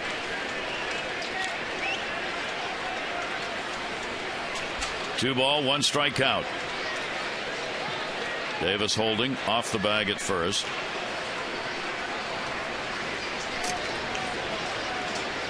Not a big lead.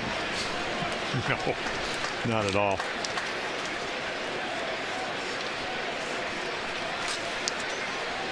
A little different story. Those numbers last year, a couple of home runs for Middlebrooks against the Orioles up in Fenway. Big, strong right-handed hitter. 2 ball 1 strike delivery to him, grounded to short. Hardy, Garcia, Davis.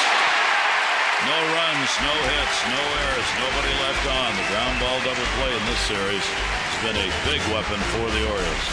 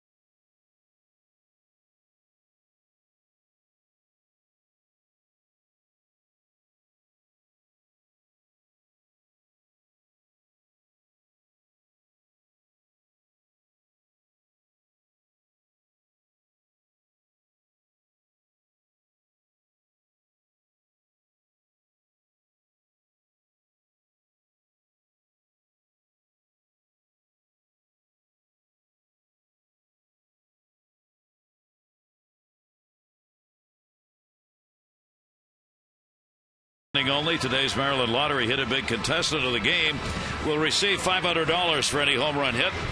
Maida Bilson has already won $1,100 today, and for your chance to be the Maryland Lottery Hit a Big contestant of the game, play 5-card cash. Just go to mdlottery.com/Orioles. Maida, good luck. Part of the big crowd on hand here today, and the Orioles working at the top of the order as we go to the bottom of the 5th inning. Nick Markakis, he has singled, grounded out. Machado and Hardy will follow. 3-6-0 for the Orioles, 0-1-0 for the Red Sox. Yeah, Nick started it off. Cutter in the middle of the plate. Ground out the first time, and Orioles end up getting 3. Lester will get the strike on him to start the inning. Orioles trying to beat Lester for the 2nd time in as many starts by him against the Orioles. Down to first, fair ball right off the line. That'll go into the corner. Nava giving chase, going to second base. Markakis, he'll get in easily with a double. Wow, there's a little Tony Oliva, who won 3 batting titles too early on in his career. You get him out with a curveball. They used to talk about Oliva. You can throw him a curveball, but don't do it again. And here's your other curveball. Ground ball the first time. This one stays up.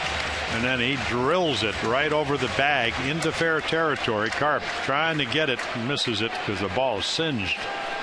And then Nava's got to chase it down into the corner.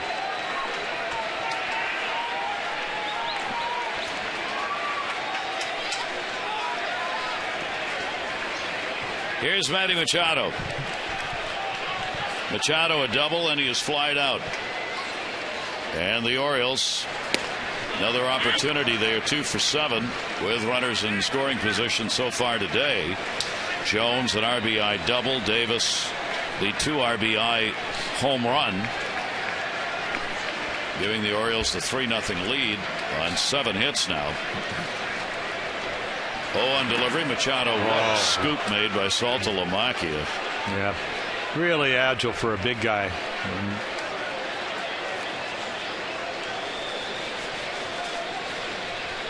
The ball easily all the way back to the brick wall here at Camden Yards if he doesn't flag it down. Manny hitting 368 and with runners in scoring position. I think that he's not a candidate for the 44 hopper to the right side. What Buck Joelwater was talking about.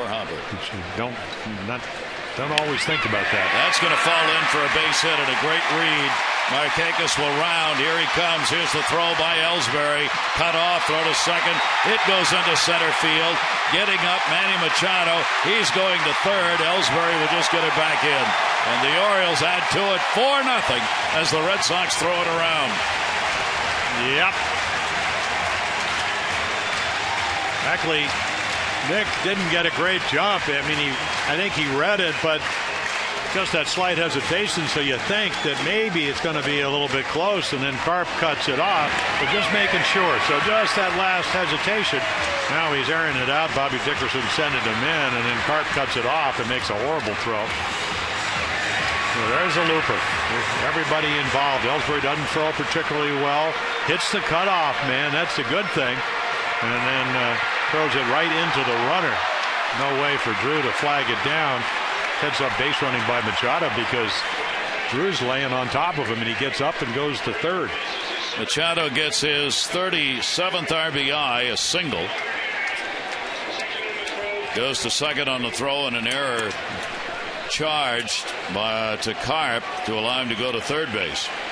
So the Orioles have a 4-0 lead. Hardy up 0 for 2. Runner at third. Nobody out in the inning, and the infield is drawn in a little more than halfway, not on the grass. And Hardy will foul it back. And a 1-ball, 1-strike count. Yeah, Lester on a normal day. I'm not sure this is a normal day. The Orioles are getting to him a little bit. 61% of the balls on the ground. So if you're John Farrell, the skipper, you're going, well, maybe a chance. But the second time and third time through the lineup, things have changed for John Lester. The Orioles have done a good job of getting to his stuff. League leading 29th multi-hit game for Manny Machado now with a double and a single in this one. Morales up in the bullpen for the Red Sox. 2-ball, 1-strike count on Hardy. 87 pitches thrown so far by John Lester. And the 2-1 chop to third. Runner not going. Hits him. Foul ball.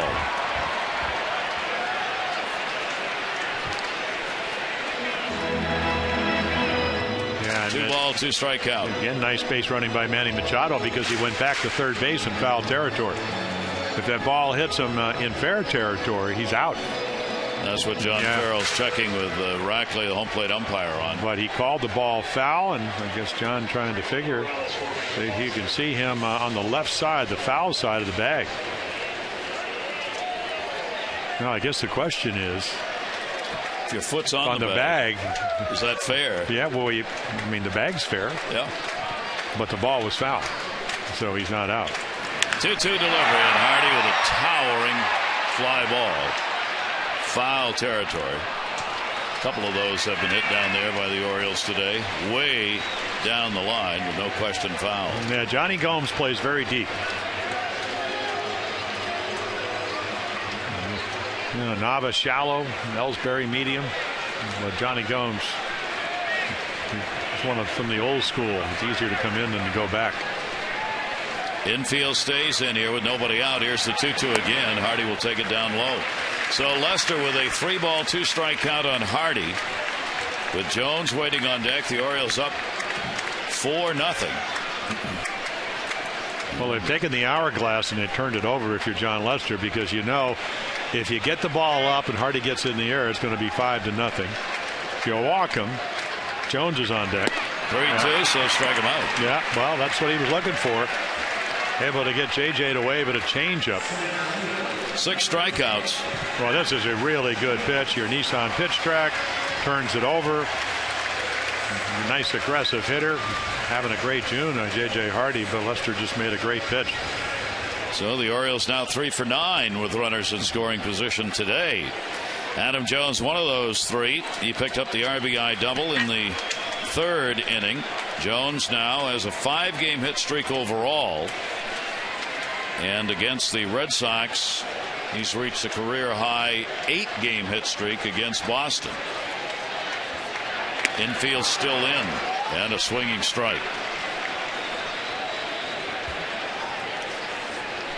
The Orioles piling up the bases here in this game, while the Red Sox have had virtually none. A single and 2 walks, no runner to third, while the Orioles have pushed across the 4 runs on 8 hits and have stranded 3.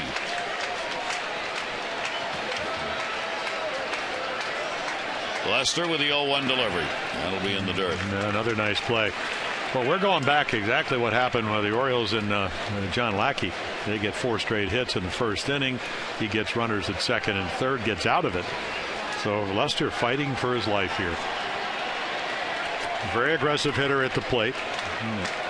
Jonesy already with a double tried to cut a ball in on him and left it at the plate, and he hit a line drive double down the line. Big swing and a 1-ball, 2-strike count. So he's thrown 3 pitches, all for balls, and the count's 1-2.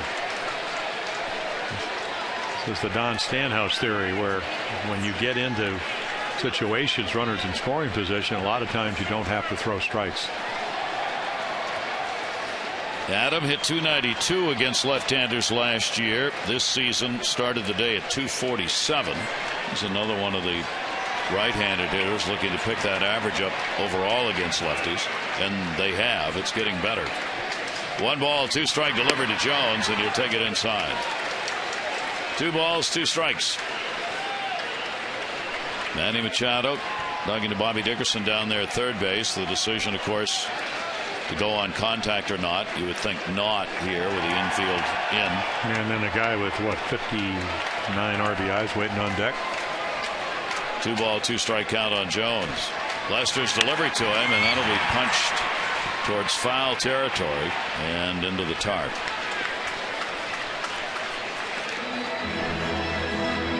You talked about it earlier. The Red Sox, home or away, average a little bit over 5 runs a game. So Orioles trying to get as many as they can.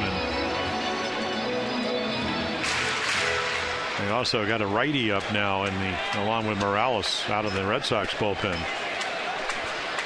Beato just came up today, added to the roster, the right-hander. 2-ball, 2-strike count. Lester again to Jones. Adam again will fight it foul and holds it at 2-2. Orioles have gotten so good at that as the years moved on. They did a lot of it last year too. These long at bats, 6, 7, 8 or more pitches before a decision on the at bat is made, wearing obviously on pitchers in every way, and up to 97 for Lester today. Here's the 2-2 runner off third base. Jones again fouls it off. Well, he's battling. You don't have to be a former pitcher to tell you Lester's looking for a strikeout, and Jonesy wants to get something in the outfield. Nava throws well. Gomes doesn't, nor does Ellsbury. So fly ball left or center with Machado's speed is most likely going to get yourself another run, and Lester 61% on the ground, ability to strike you out. That's what he's looking for. 8th pitch of the at bat, 2-2, and Lester gets him. A little extra, 94. So cutters, curveballs, changeups, and then the express. 7 strikeouts for Lester. Let's take a look at our Hyundai drive of the game as Chris Davis comes to the plate. His last at bat. Yeah, the big fly. 23rd home run of the year. 2 RBIs. That takes it from 1-0 to 3-0. Hyundai, new thinking, new possibilities. He had not had a hit against John Lester. He was 0 for 14 before that home run against the left-hander. 2 down now with a runner at third. The 100th career home run for him. Came on a 3-1 pitch. Just missed getting it onto Utah Street. You saw it was right at the fence at the back of the flag court. Here's the 1-0 delivery. Takes this one the other way. They weren't playing there. Gomes over. Cannot get it. Davis will head to second base. Here's the throw.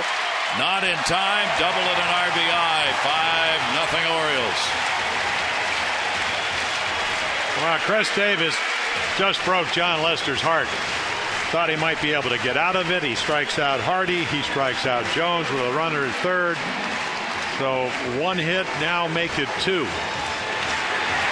Slices it. Gomes had a long way to go. Not a great plus defender. Gets to it quickly, but not only does he get the double, he gets the RBI. 5-0. What day for Chris Davis? That's 3 RBIs for Davis. The 5th game this year where he has had 3 RBIs in a ball game. And the Orioles have 5 runs on 9 hits off John Lester. Wieters a single, and he is flied out. 2 down, runner at second base. And the breaking ball will miss for a ball.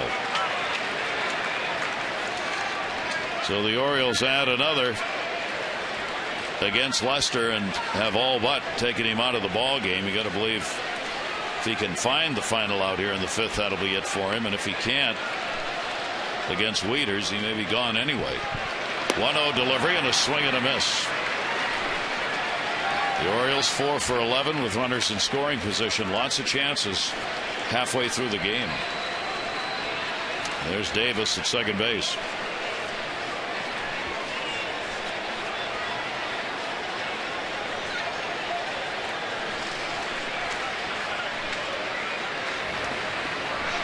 Well, we're seeing an Oriole offense, and you touched on it, Gary, that is very much like what the Red Sox have done over the years against the Orioles, the Yankees, where you're out on the mound, you're saying, well, this wasn't like the last start where I threw 3 home runs or I walked 7. But they have made John Lester work. And it is so annoying when you make a good pitch and they flick it foul and keep the bat alive. 2-1 count here on Wieters, and the swing and a miss will even it up at 2-2. And he's throwing everything but the kitchen sink at him. I mean, we're talking 2-1 changeups, cutters, curveballs, 2-seamers, 4-seamers. And the Orioles have got 9 hits, and it's not like he's having a horrible afternoon unless you look at the scoreboard. And he's down by 5. Thrown as many as 124 pitches. This is his 106th, and he got him. So Wieters will go down looking at the called third strike. 8 strikeouts, but the Orioles add another couple of runs here in the 5th and extend the lead 5-0.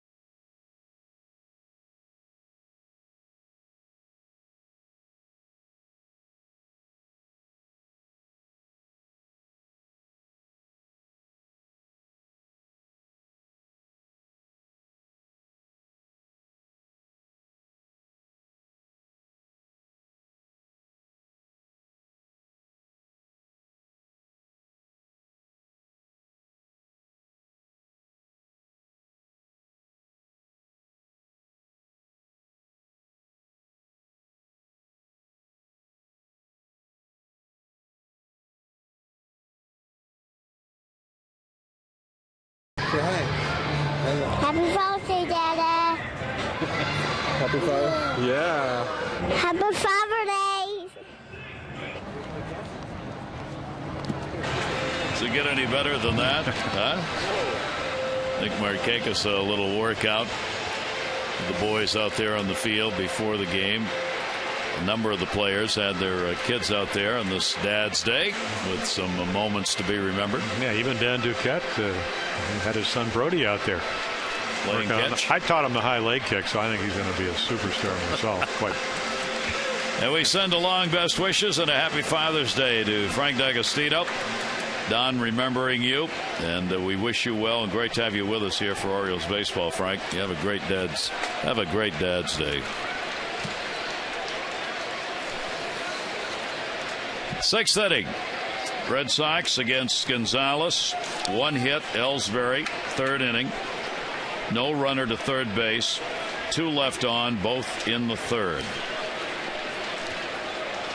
Stephen Drew will lead it off, and Drew will take the pitch. It is in there for a strike. Orioles win today. They take 3 out of 4. They cut the Red Sox lead to a game and a half. 5-9-0 for the Orioles. 0-1-1 for Boston. Drew flied out. Sixth inning and just his second at bat of the ball game. 0-1 delivery by Gonzalez. Towering fly ball right. Markakis.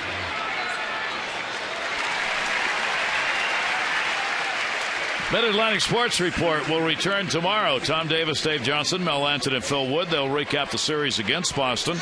Look at the road trip coming up against the Tigers and the Jays. Mid-Atlantic Sports Report tomorrow, 5 to 6:30. He just keeps rolling on. Dropping curveballs. Nice little fastball to Stephen Drew, up and in. Long time on the bench and comes right out and gets the first out. Ellsbury, the lone Red Sox hit. His single in the third inning came with 2 down.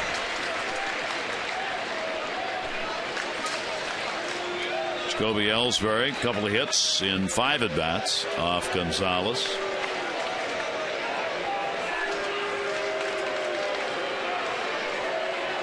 Here's the 0-1, and we'll miss inside with it.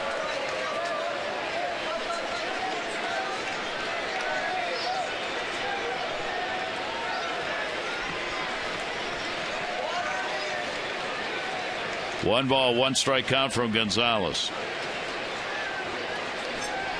And the pitch taken up high, 2-1.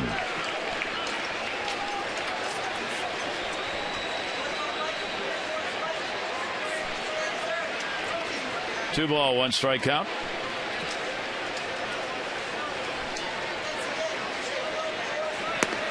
And we'll miss down low with it.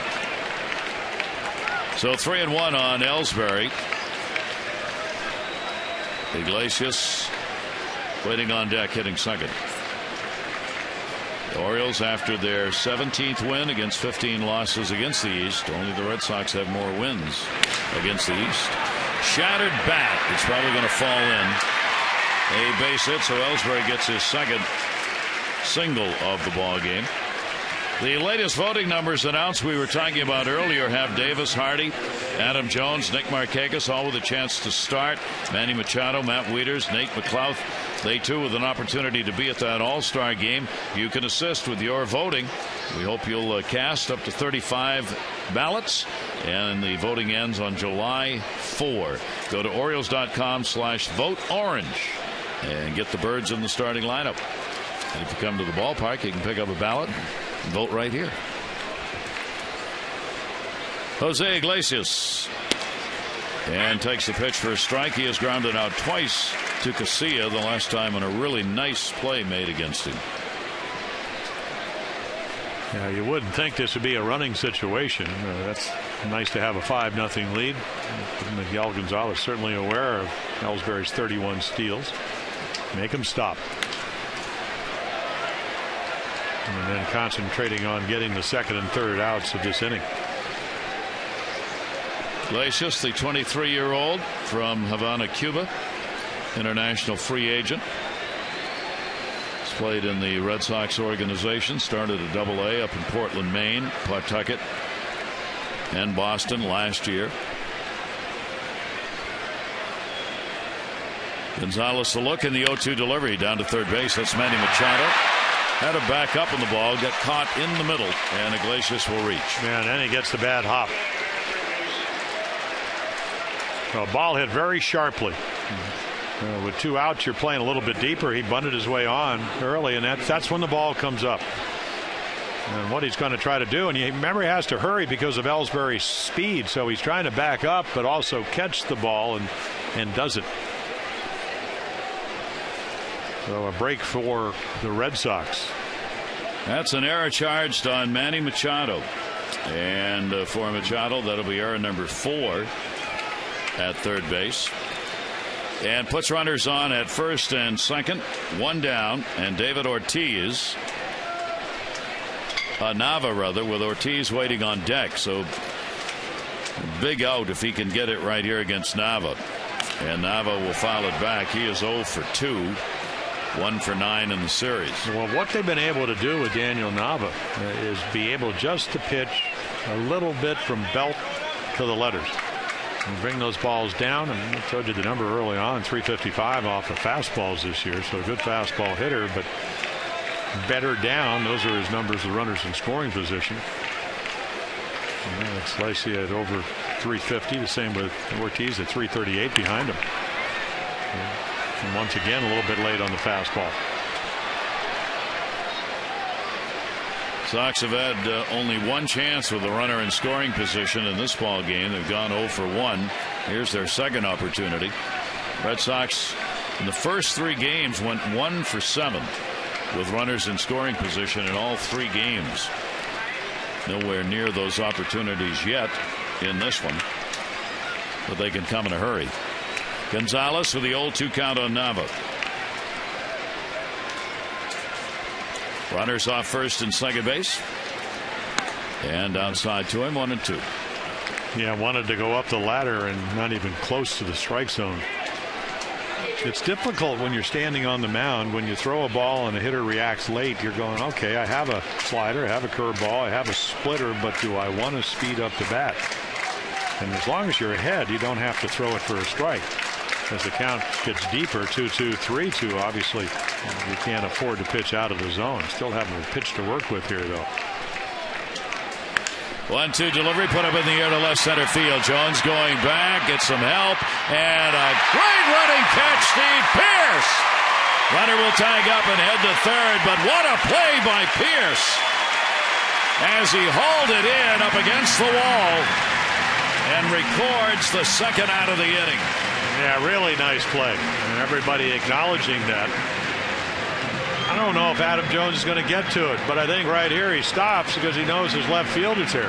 Got to understand, the ball hit the left center off the bat by a lefty. He's going away from you if you're a center fielder and back to you if you're the left fielder. So a lot of room, a couple of steps, but all of a sudden the best defense in the American League steps up. Pearce in just his 8th start in left field. Runners now at first and third, 2 down. Ellsbury tagging up, moving over. And now Ortiz, who has grounded out, flied out, shift on in the infield. And Ortiz on a check swing will foul it back. So the Orioles, a couple of big defensive plays again in this game against Iglesias in the third. Casilla taking away what could have been an infield hit, and there were 2 runners on at the time, and now Pearce going up against Nava to take it away. That would have been a double and at least 1 run scored and 2 in scoring position. Yeah, you're up in Boston. You just kind of wait for the ball to come off the wall. And Ortiz takes it away, 1-1. Yeah, the old days it'd be more Red Sox fans than Oriole fans, so when the questionable pitch or the close pitch is called the ball like that one, all of a sudden you see the Orioles fans paying attention. The tide has turned as far as fan affection here at Camden Yards. Lots of orange. Yeah. Gonzalez with a 1-1. Ortiz takes it down low. 2-ball, 1 strike count on David Ortiz. That's a big at bat. Swing of the back and get the Red Sox back in, record an out. And you begin to start putting some nails into this one. 2-1. Gonzalez at 84 pitches. Runners off first and third. Down to first. Davis there. He'll go to the bag. And Gonzalez out of the inning. No runs. 1 hit. 1 error. And 1 great defensive play by Pierce.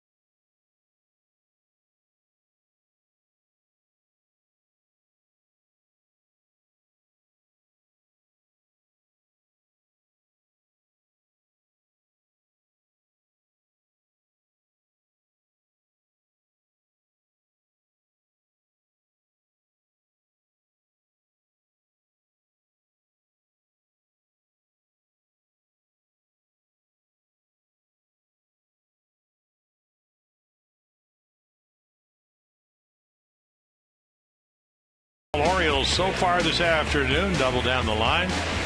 Nick Markakis, 48th RBI by Adam Jones, and then the 23rd home run by Chris Davis. A couple of RBIs, another RBI by Manny Machado. Nick Markakis once again, and then the pop fly double down the left field line for the 60th RBI of the year for Chris Davis. As the Orioles take a 5-0 lead. So again, Geico saving people money on more than just car insurance. Lester leaves as Beato comes on, and Miguel Gonzalez, 2-hitter shutout going through 6 innings. Made a lot of big pitches this afternoon. 26-year-old right-hander called up today as De La Rosa was sent down out of the Queens, New York area, where he also got a chance to play with the Mets, part of 2011 and 2012. There you see this season in the minors, the 19 games, 4-run record, a very good ERA. Yeah, big guy, 6'6". With the Orioles early on, as we mentioned, hard throwing righty, one of the better arms, 4-0 in Double-A Bowie, and then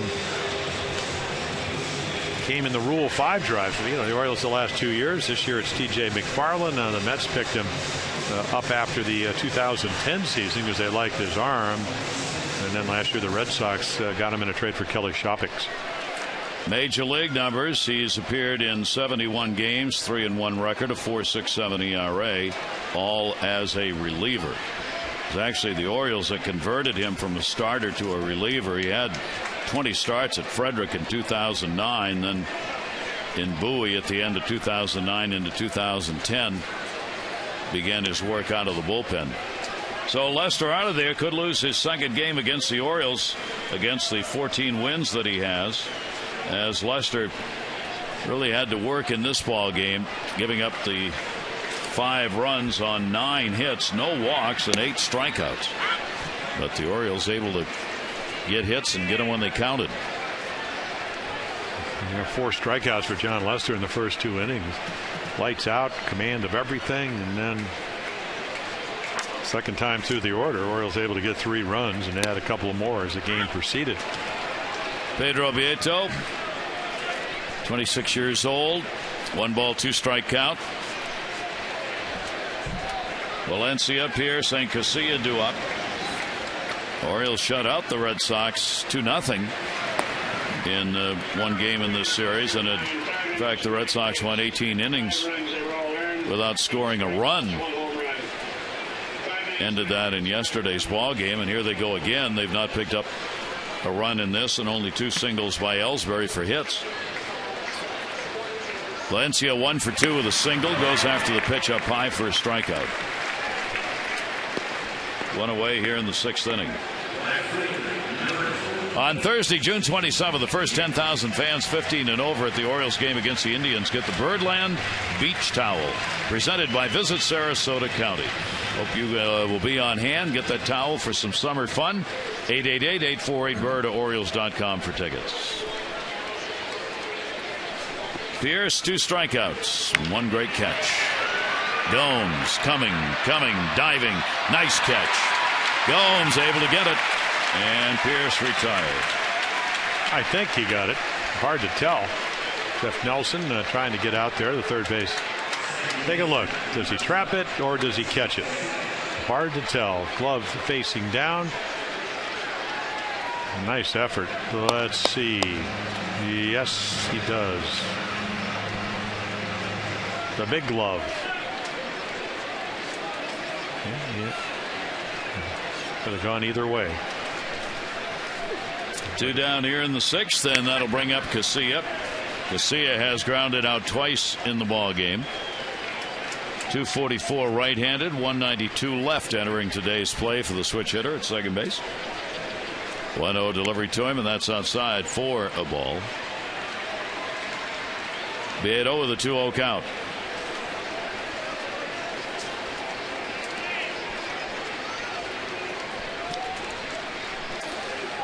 Two-0 pitch and a towering pop-up third base side. Middlebrooks. And Beato comes on, retires the side in order. 6 complete. Orioles up 5-0.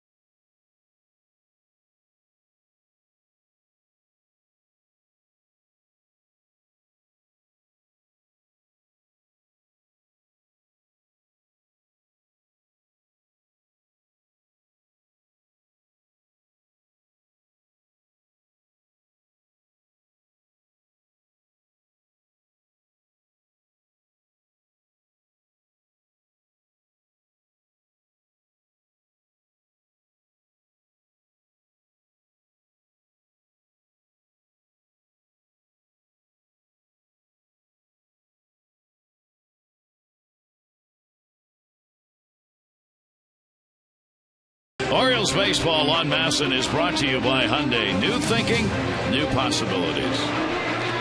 Gary Thorne, Jim Palmer here at Camden Yards. The Orioles wrapping up a homestand, which is going to be successful. And with a victory today, would be very successful, as they would be 5-2 on the homestand and take 3 out of 4 in this 4-game set against the Red Sox. If you could get 9 outs. That's what's left. Yeah, there it is. Boy, really good through the first 18 outs is Miguel Gonzalez trying to make it 3 in a row. Pitch count, as we mentioned, averages about 15.6 pitches per inning. So you add him up, he's below that today. He's had command of pretty much everything. Top half of the 7th inning. Gonzalez. Johnny Gomes at the plate. Gomes, Carp, and Saltalamacchia. Pitch on the outside corner for a strike. Gomes at 0 for 2 in the game, 2 for 7 in the series. Gomes this year has had against the Orioles a couple of hits in the 11 at bats he's had. Shift on against the right-hander, and that ball's popped up short. Hardy. Somebody. And he's there. Well, the amazing thing, a lot of times when you pitch, I remember one year in 1972 went 10-0 with Johnny Oates, and you'd be in the 7th or 8th inning. You hadn't really used a slider, and all of a sudden you'd see the slider down. Miguel Gonzalez, I don't think, had thrown a slider over till Matt Wieters put it down to start the pitch to Johnny Gomes, and then all of a sudden he gets it over. Gomes, fastball hitter, is saying, oh, wait a minute, probably come back a little late on the fastball. You have yourself an out. 1 down. Here's Carp, and that pitch will be taken for a strike on the inside corner. Gonzalez trying to go to 5-2 on the season. He ended up 9-4 last year. 3.25 ERA last year, 3.71 coming into this game.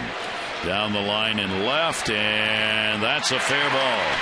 Pierce is going to go get it in foul territory, and Carp is on with the Red Sox first extra base hit, a double with 1 away in the 7th inning. The Orioles' June 30th game against the Yankees has been moved to 8:05 for an ESPN Sunday night game. Get your tickets now. Paint the park orange and show the national TV audience Birdland pride. 888-848-BIRD to go to Orioles.com. That's June 30. The Yankees game was a day game, now an 8 o'clock start. So Carp's on. 1 down. Saltalamacchia walk, and he is flied out.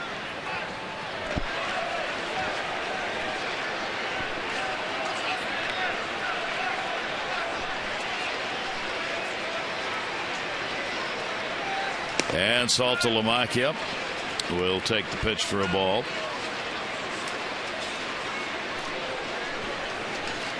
Gonzalez could have been a member of the Red Sox. He was selected by the Red Sox in the Rule 5 draft back in 2008. But the Red Sox did not keep him. He worked A-ball, double-A ball, and triple-A with Boston. That's going to be a base hit into right field. Markakis, that'll hold Carp at third.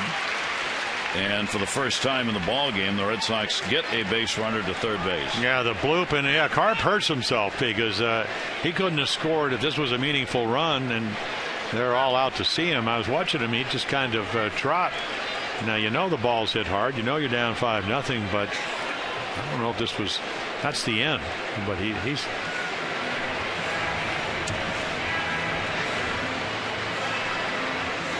He started limping right when he took that secondary lead, and he's coming out of the ball game. They are falling like flies for the Red Sox now. They're already short on the bench with Napoli not here. They didn't replace him. They swapped pitchers today in order to help their bullpen. So Carp will come out of the game and get into the training room. Never know what the injury is. Appeared that he was favoring the right leg of some sort. Now they're going to figure out who's going to come out and run.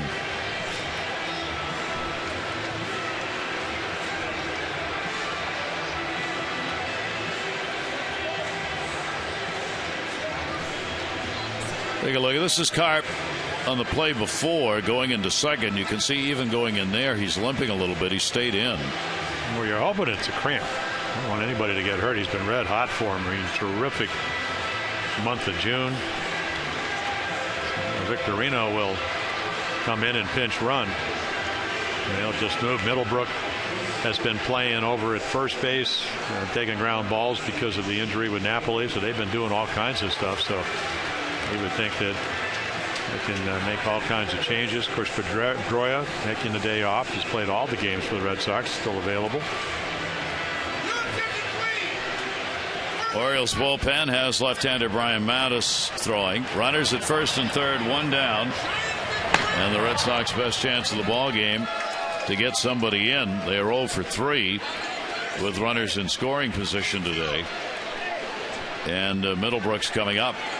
Middlebrooks has hit into a double play, and he has flied out. 2 for 10 in the series with 1 away. That double play ground ball is what Gonzalez will be after again here. And the pitch will be taken for a strike.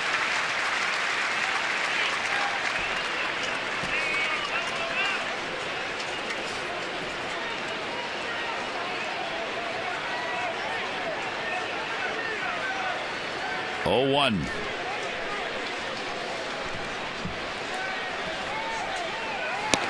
And that'll be outside for a ball.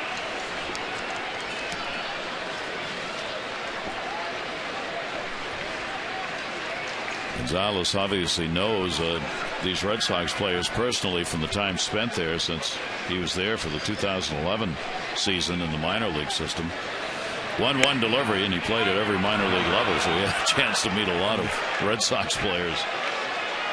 Salem, Portland, Pawtucket, then came over to the Orioles last year and called up. And the rest, as they say, is some pretty sparkling history.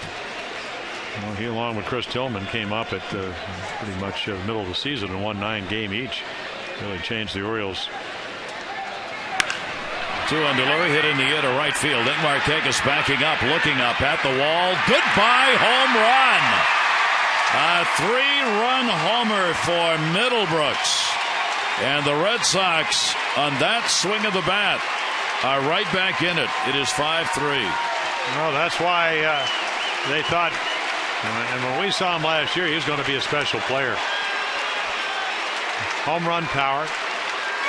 So he does gets him with 1 swing right back in the game. I mean, it's not a bad. Look what his fastball is. It's on the outside part of the plate, but the count. He can look fastball 2-1. Big, tall guy with great extension. And Buck Showalter's going to quickly come out. And with 1 swing of the bat, they get right back in the game with a 3-run home run. As all of these games have gone this year, Gonzalez, with a tremendous effort, will leave here in the 7th inning. Orioles lead at 5-3.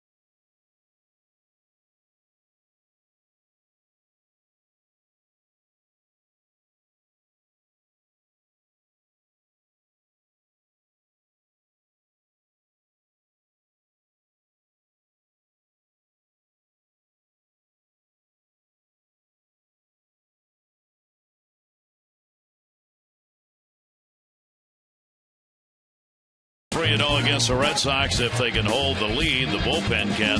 He came on in this ball game and pitched well right into the 7th inning and given up only a couple of hits prior to this inning. And here in the inning, he gave up 3 in all 3 runs. Yeah, a little unlucky on the carp double, and then some balls up in the zone. So once again, pitches very, very well.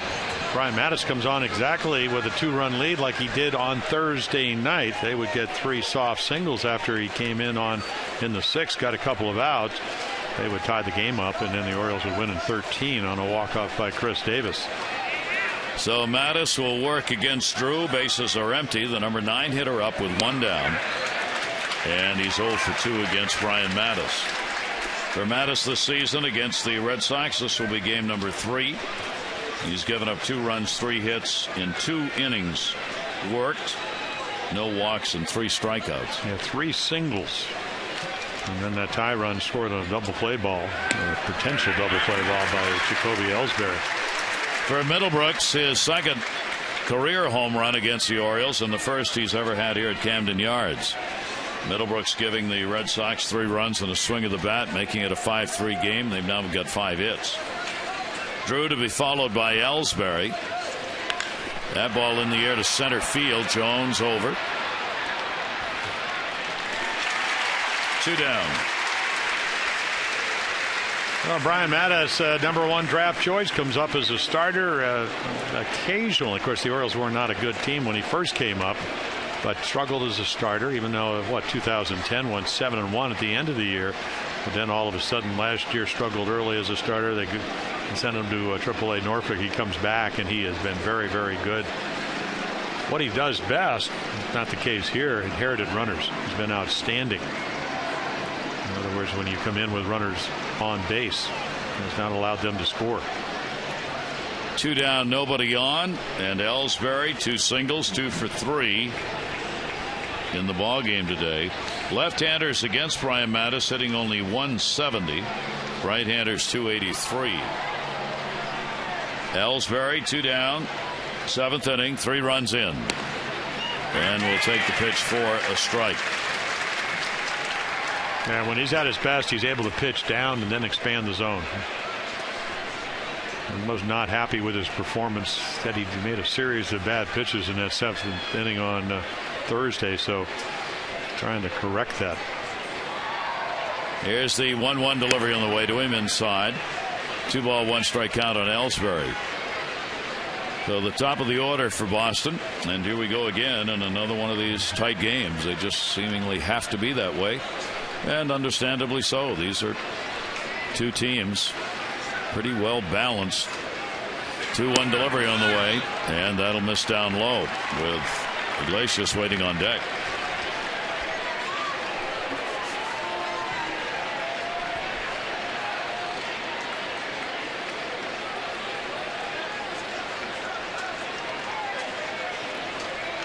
Three-one delivery. Jacoby Ellsbury will go down to third base with it. Manny Machado and records the out.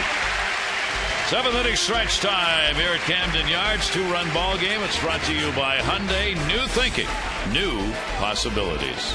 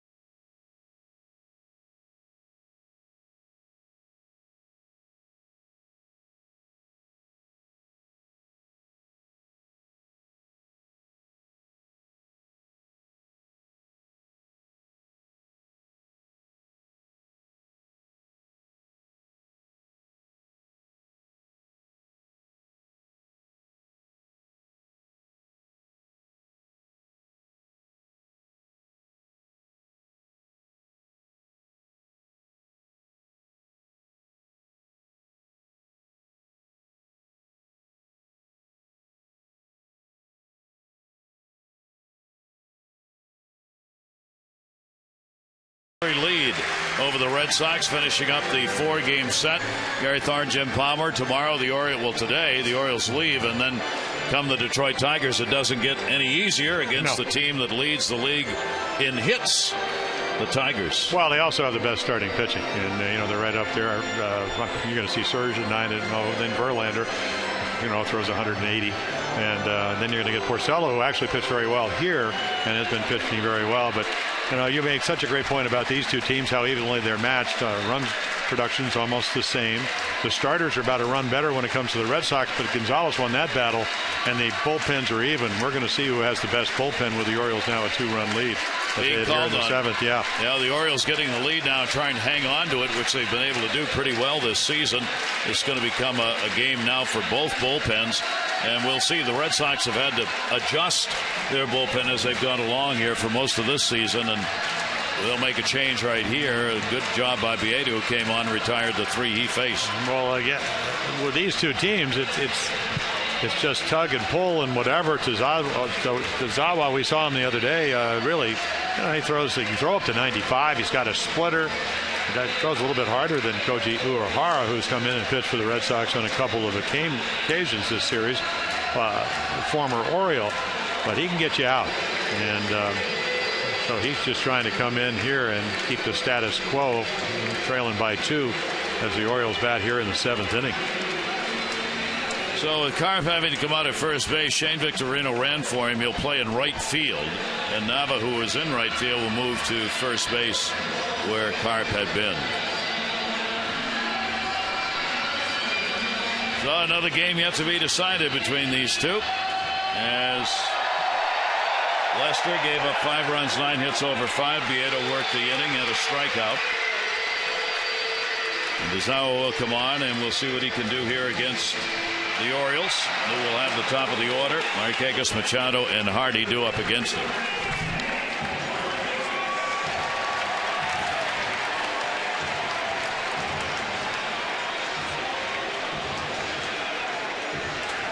Nick Markakis, a 2-for-3 ball game. Single, double, grounded out, and has scored 2 runs in the game.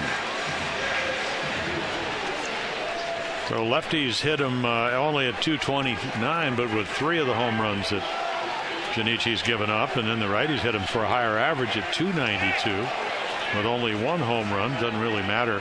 Low ERA, either Fenway or on the road. Above 2 runs a game, but power arm. Another one of the many pitchers that you'll see pitching at the major league level. When he came over from Japan, had the Tommy John surgery. But he has certainly regained his stuff, and now he's got the experience to pitch at the back end of his bullpen. Markakis waiting on the 0-1. Down the line, left field could be a problem. Gomes over, can't get it. That'll bounce off the wall, and Markakis has got a 3-hit game and his second double, leading off the bottom of the 7th inning. Yeah, he plays that into a double. Not an easy play. Wind blowing here. But Johnny Gomes, a better outfielder in Fenway, because you turn around and play this off the wall. Ball slicing away. He's going to try to chase it down. He took a bad route for it.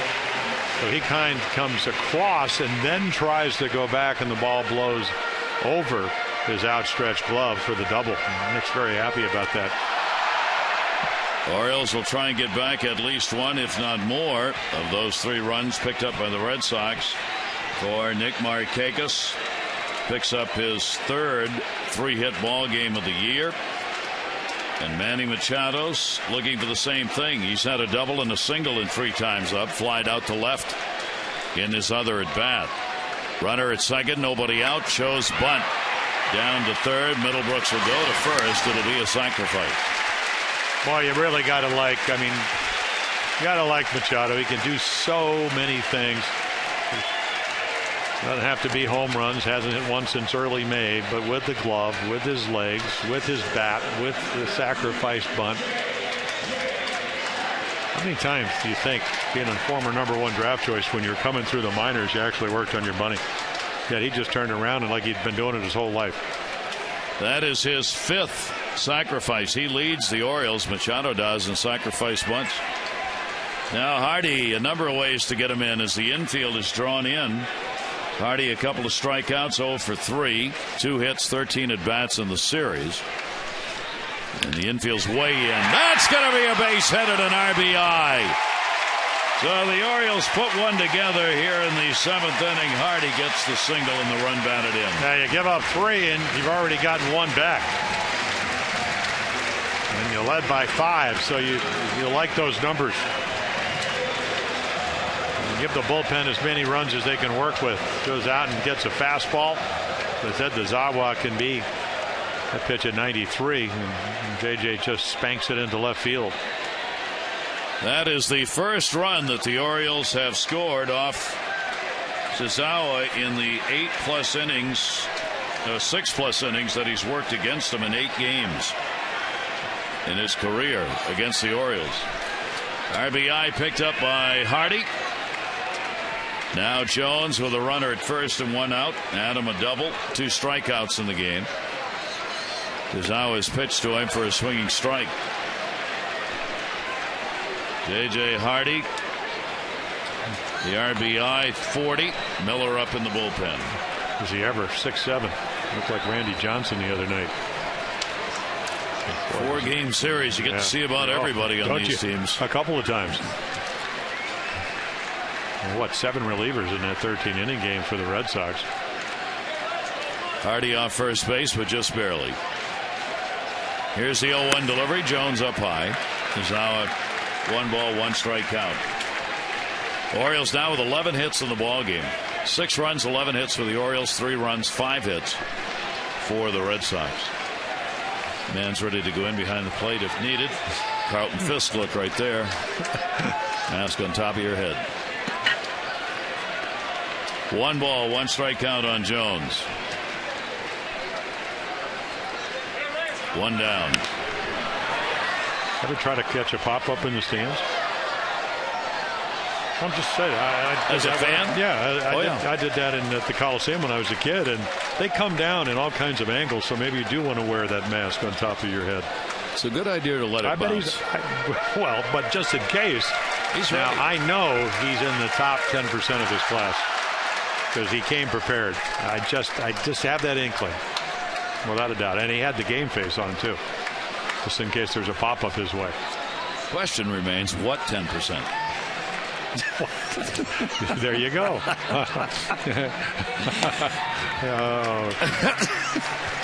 I agree with you, though. Definitely. We're talking top 10%. You had that look. Yeah, that look. That's right. Top 10% look. Yes. You know that look. You were one of those kids, no doubt. You know, young man. You know you are. 2 ball, 2 strike count. Jones already off first base. And that'll be fouled away on the big rip to hold the count at 2-2. Adams extended. He has hit streak to 8 games against the Red Sox. And that ties a career high he's had against Boston. Adam coming in with a .296 average against the Red Sox this year. And his hitting instructor, Jim Presley. Jimbo's done a great job with this club. Second right behind the Red Sox in offense. 4.9 runs a game. Red Sox at 5.1 over the first 90 games. 2-2 in the dirt. First 70 games. Holds him. I was going to get ahead of myself. First 70 games. We're 90 games into the series. Thought, yeah, right, exactly. Wishful thinking, but The Orioles through those 70 games, this being 70, 1-run ball games 11-9 now as they won another 1-run ball game 5-4 yesterday, but all of last year they lost only 9, so they've already equaled the number of 1-run losses they had on the season last year. There's no way you're going to repeat that 29-9. I don't think. Maybe, but. Well, what they're able to do, though, and you talked about it, they were 10 games over 500 last year, and if they win today, they'll be back to 10 over. So similar pace. Yep. They turned it on, though, the last 2 months. 17 and 18 wins in both of those months. 3 ball, 2 strike delivery on the way to Jones. The Orioles monthly, they are right now 8-6 in the month of June. Orioles had 2 very good months to start the season, which certainly helped. 16-11 in April, 15-13 in May. They're trying to catch the Red Sox, who got off to that 18-8 start. What a difference and even the year that 2011 under Terry Francona, or last year under Bobby Valentine, both of those years really slow starts for the Sox. 3-2, runner off first, only 1 down. In the air, right center field. That's hit to the deepest part of the ballpark. Ellsbury back. Nobody's going to get it. Up and a double.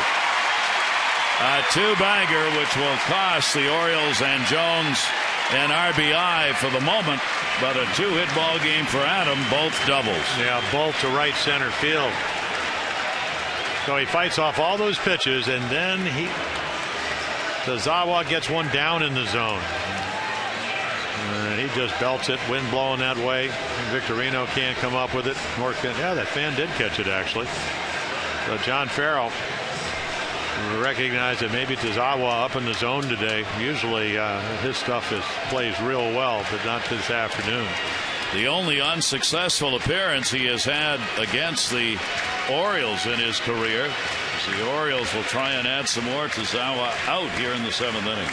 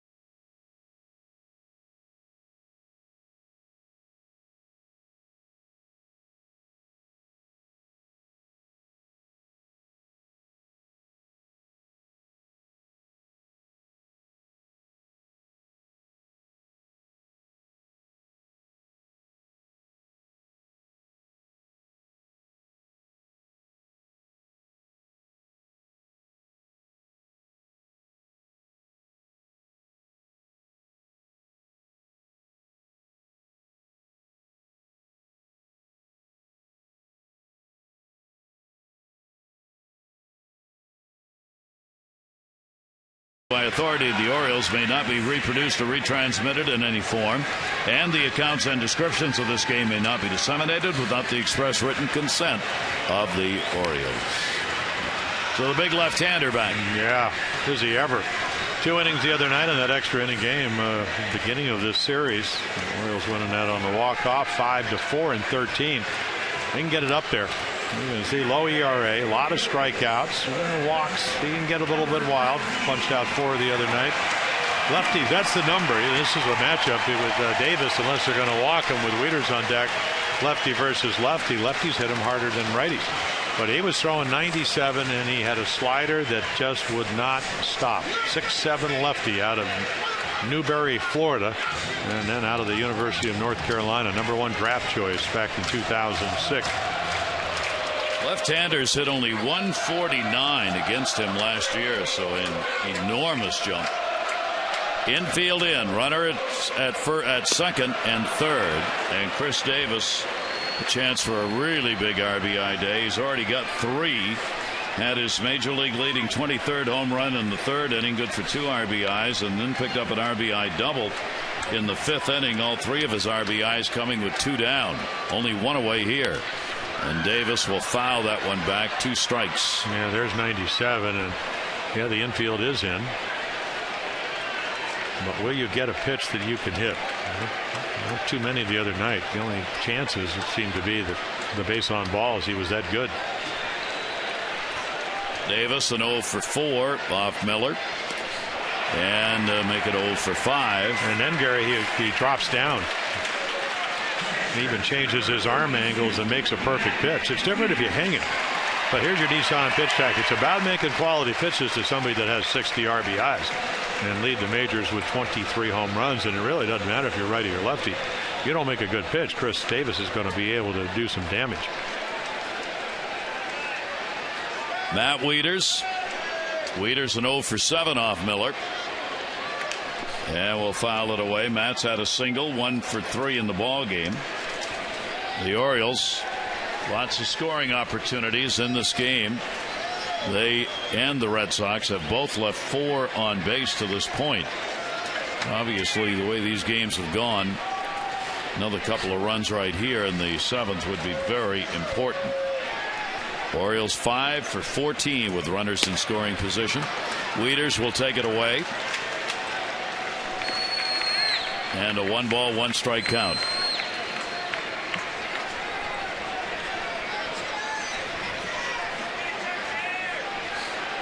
Hardy with a single, the lead runner at third. Jones the double on at second base. 2 away.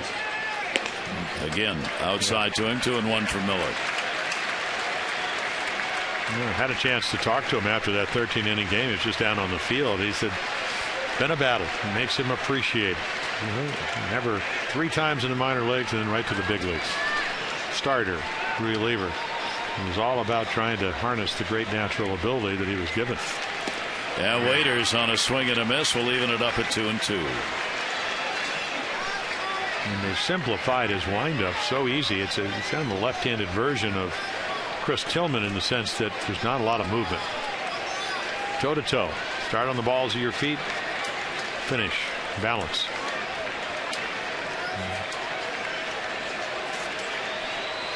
Two delivery. Wieters will strike out. So Miller comes on and gets the 2 Ks. The Orioles will get the 1 run on 3 hits and increase their lead to 6-3.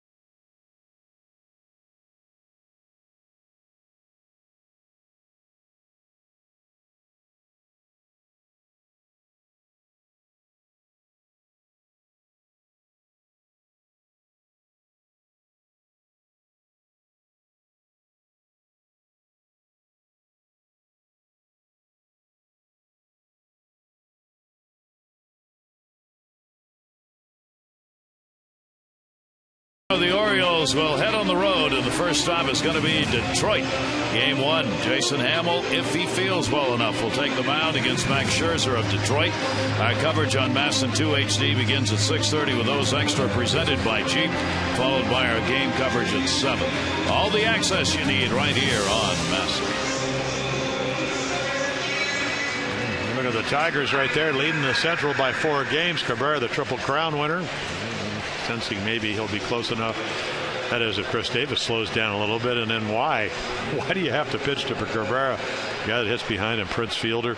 And then the ERA. The bullpen struggling, 4-12. But the starters, the best ERA in baseball. And we'll see 2 of the best with Porcello, the 3rd starter, pitching well too, the youngster. Brian Mattis on the mound for the Orioles. Got the last 2 outs in the 7th. Yeah, Iglesias up here 0 for 3. Yeah, he's had a problem when Brian comes in and like he did against the Red Sox on Thursday night. He got the first 2 hitters out, and then it's the 2nd inning. Certainly has the repertoire to make his pitches. There's one outside corner. They've got to stay down. Appears to be action in the Oriole bullpen behind Brian Mattis. 1-1 delivery on the way. That'll be taken inside. Tommy Hunter in the bullpen for the Orioles. Who's really been on a roll.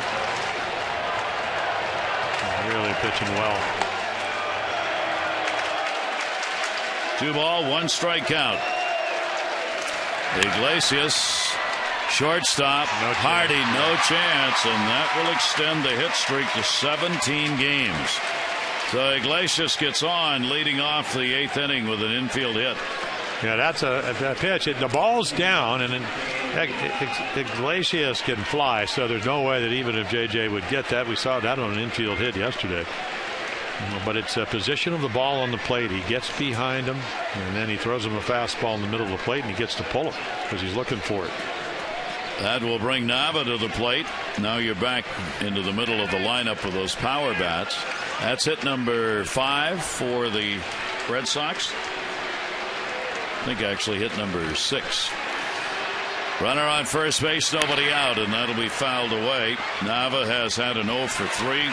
Denied on a big play made by Pierce his last time up. Pierce ran one down and left center field up against the wall with a couple of base runners on. And Steve's play enormous in this game as the Red Sox the next inning would put 3 runs up on the board. 0-1 count. And fouled off. Yeah, big swing.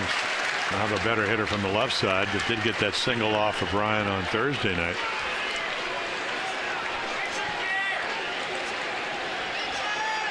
$41,311. 41,311. The ticket sold for this one.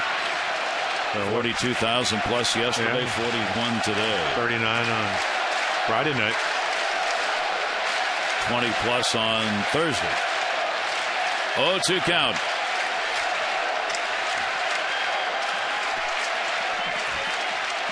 Big lead over there, and a check swing foul ball. Nava. Iglesias was way off at first base, but not going here, down by 3. Yeah, Arnie Byler saying, just don't get picked off. We're down by 3. Good speed. Young player, though. Young. Looks like he's going to be, if he doesn't play regular, as you mentioned, he's going to be a super sub. He can play everywhere. Red Sox hope he will be in the lineup on a regular basis sooner than later. But where? 0-2 the count. And again, that will be fouled off. So Brian Mattis keeps the count at 2 strikes on Nava with Ortiz waiting on deck.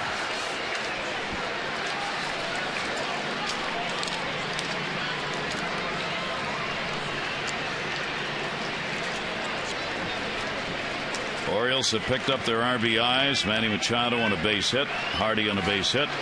Jones on a double. Davis a 2-run homer and an RBI double.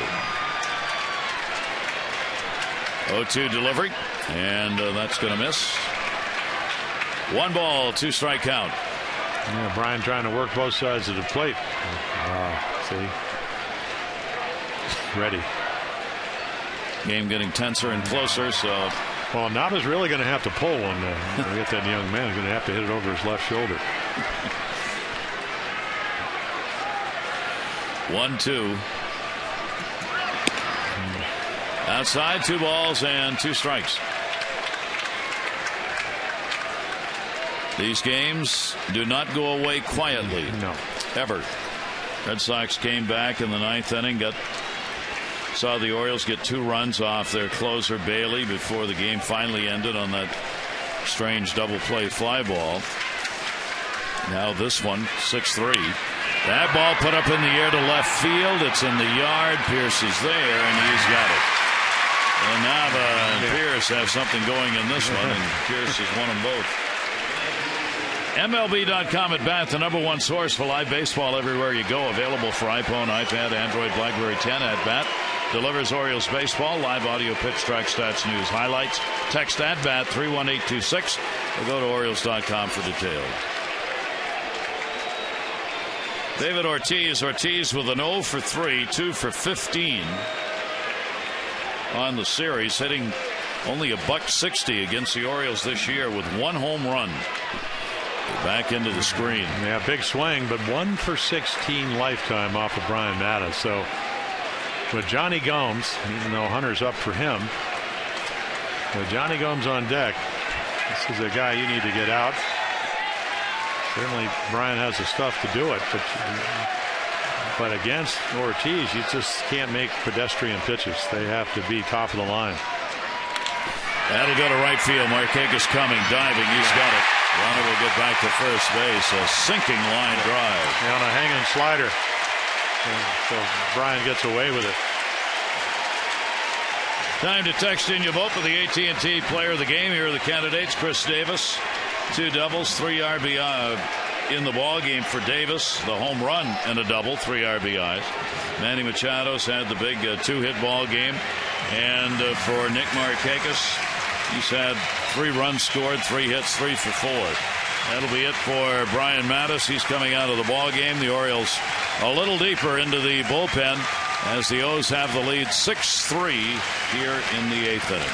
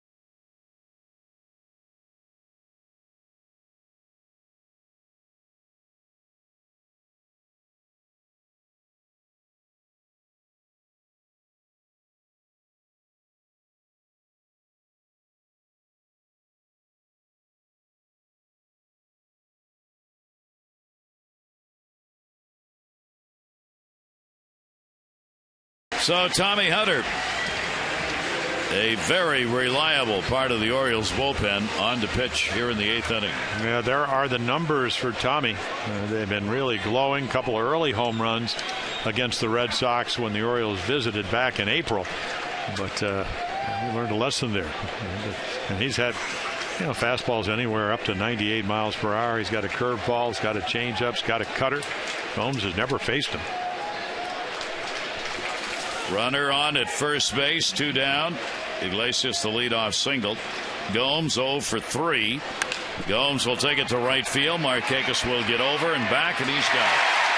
So a little running on display here in the 8th inning for Nick Markakis. No runs, 1 hit, no errors. 1 left on base, bottom of the 8th coming up.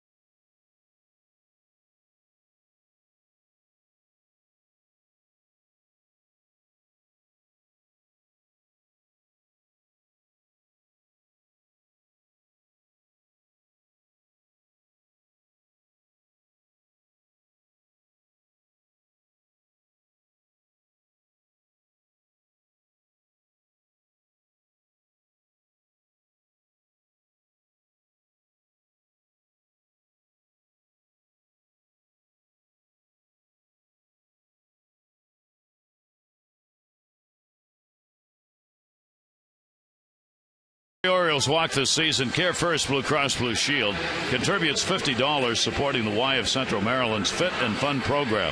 The Orioles have 184 walks, $9,200. Care First Blue Cross Blue Shield encourages each of us to take that first step towards a healthier and more active lifestyle. Bottom of the 8th inning, 6-3 ball game. Miller stays on, striking out 2 in the 7th. Valencia. And the pitch will be taken on the inside corner for a strike.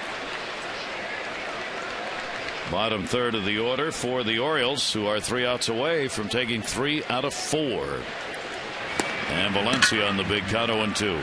Yeah, this is Randy Johnson looking. About 3 inches shorter at 6'7".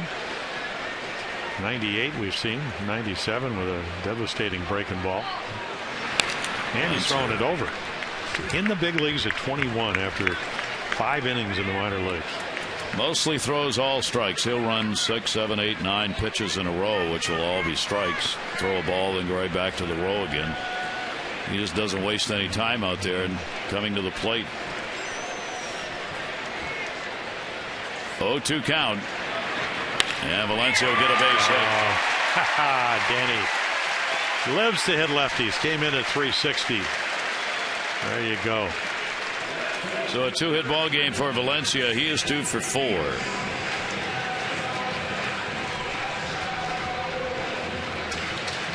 Steve Pearce coming up. Orioles get their 13th hit of the ball game. 9 off Lester, 3 off Tazawa, and now a hit off Miller.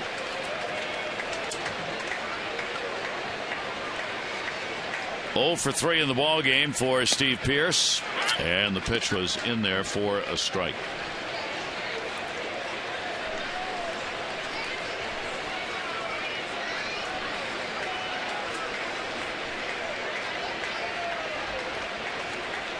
Oh, on delivery, and a chopper to second base. Charged. Iglesias 1. Relay not in time.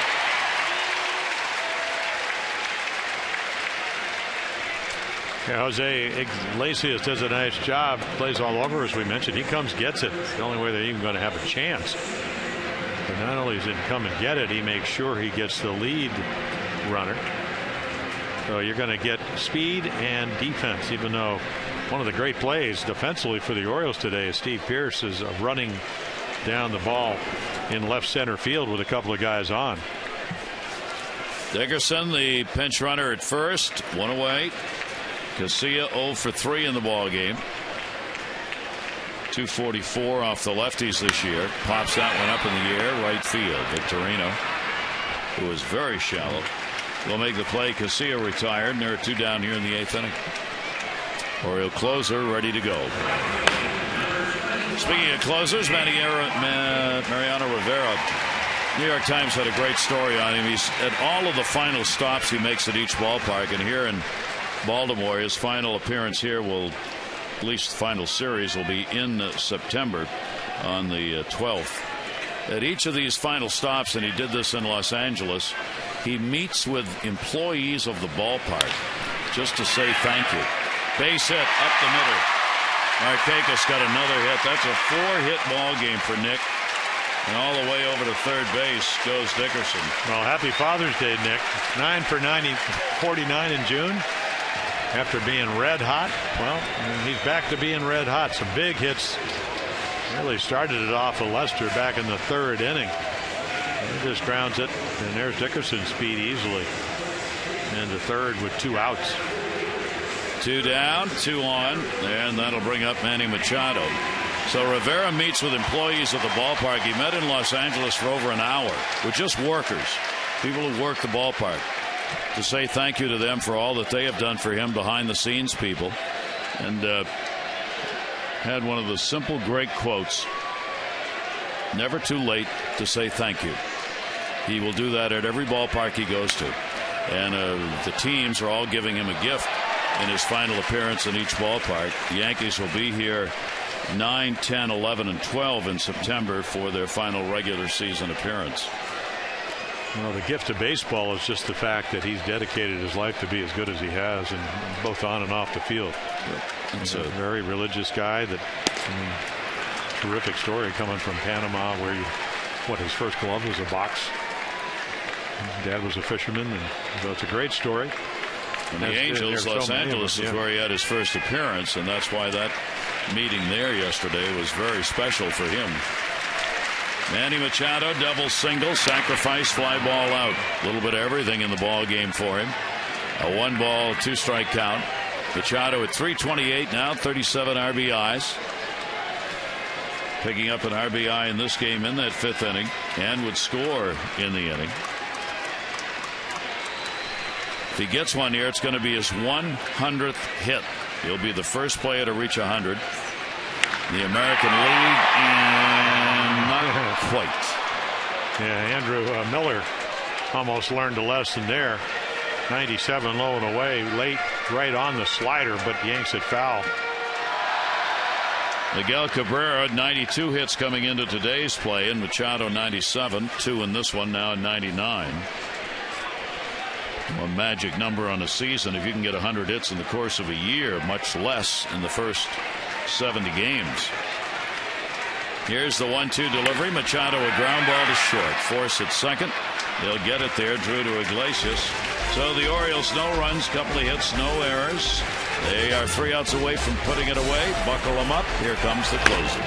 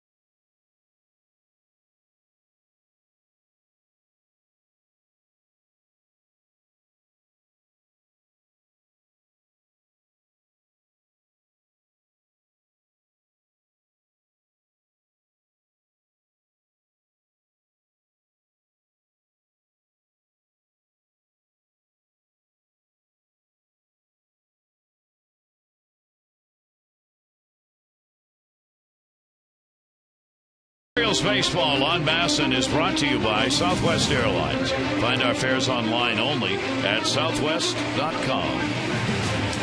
Once again, the Oriole closer coming in with the Orioles leading it by 3. And once again, a chance to lead the majors in saves if he can get it. Yeah, 51 of them last year. 35 consecutive saves going into early May. Then 4 out of 5, 4 blown saves. Looked like the sinker stopped sinking, made some adjustments, and now 9 in a row, looking for 10 in a row.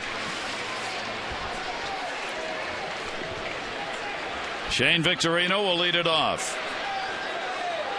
Chris Dickerson will stay in the ball game in left field. A ball on the field in center. Take a timeout here. Victorino came on to run for Karp, who had to leave the game after getting a double in the 7th inning. Karp left with the tightness in the right hamstring. So Victorino with his first at bat. And he will take the pitch on the inside corner for a strike. So we've seen the sinker sink better. He's used all his pitches. Got a changeup and a curveball to go with a heavy sinker. Shane Victorino, ground ball right into the glove of Johnson. Well, if you don't field your position, the ball might have gotten up the middle. Let's update you on the voting for the AT&T Player of the Game. Chris Davis on top so far. Still time to text in your vote. A, B, or C, 31826. Results on the O's Extra post-game show. So Johnson with one away. Here is Saltalamacchia, a walk, a single, and he is flied out. Saltalamacchia 1 for 10 off Johnson, a home run, and fouls that one back. Looking to make a winner of Gonzalez, who would be 5-2. Lester, the pitcher of record on the other side, would be 6-4. Could lose just the second game of his career to the Orioles, and it would be 2 in a row to the Orioles. And it would also be the first time ever here. That loss in late September was up in Fenway Park.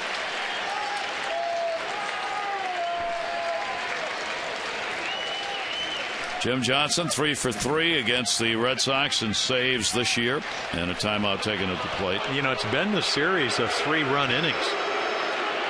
Yesterday, the Orioles get 3 in the second, or actually the third here. Yesterday, the Red Sox took the lead with a 3-run inning. Thursday night, the Orioles had off to DeBron, had a 3-run inning.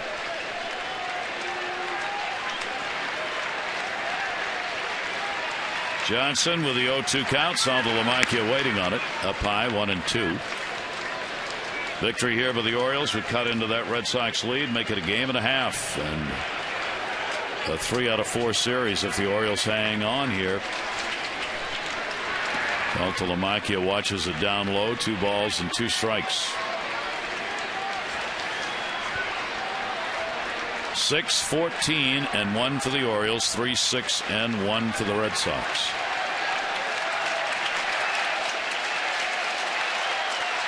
Two. Manny Machado watches. It'll be in the seats. There's the changeup. Saltalamacchia able to stay alive.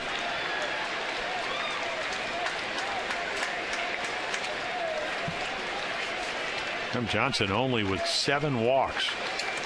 You have to usually earn your way on when he had the blown saves. Just got in some hitter counts for about a week. 3-2. It's where that extra run always matters late in a ball game. The Orioles in the 7th on the RBI base hit by Hardy. He may have turned in that if it was only a 2-run lead and try to get hit. 3-2 delivery. Saltalamacchia to second base. Go see it. So 2 ground balls for the outs, and that's when Jim Johnson was at his best.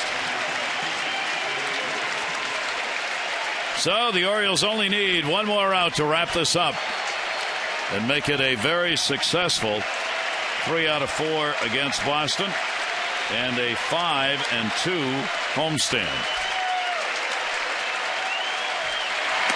Middlebrooks will take the strike on the inside corner. Middlebrooks had the 2-run homer in the 7th inning.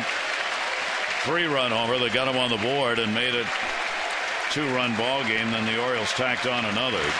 That'll be outside for a ball.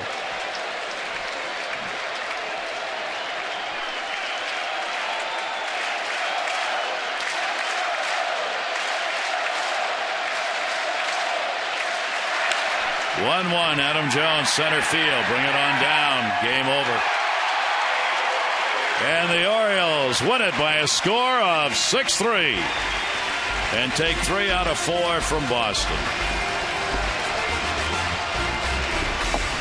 That'll make a winner out of Gonzalez, who goes 5-2, Lester 6-4, and Johnson is Major League leading 25th save.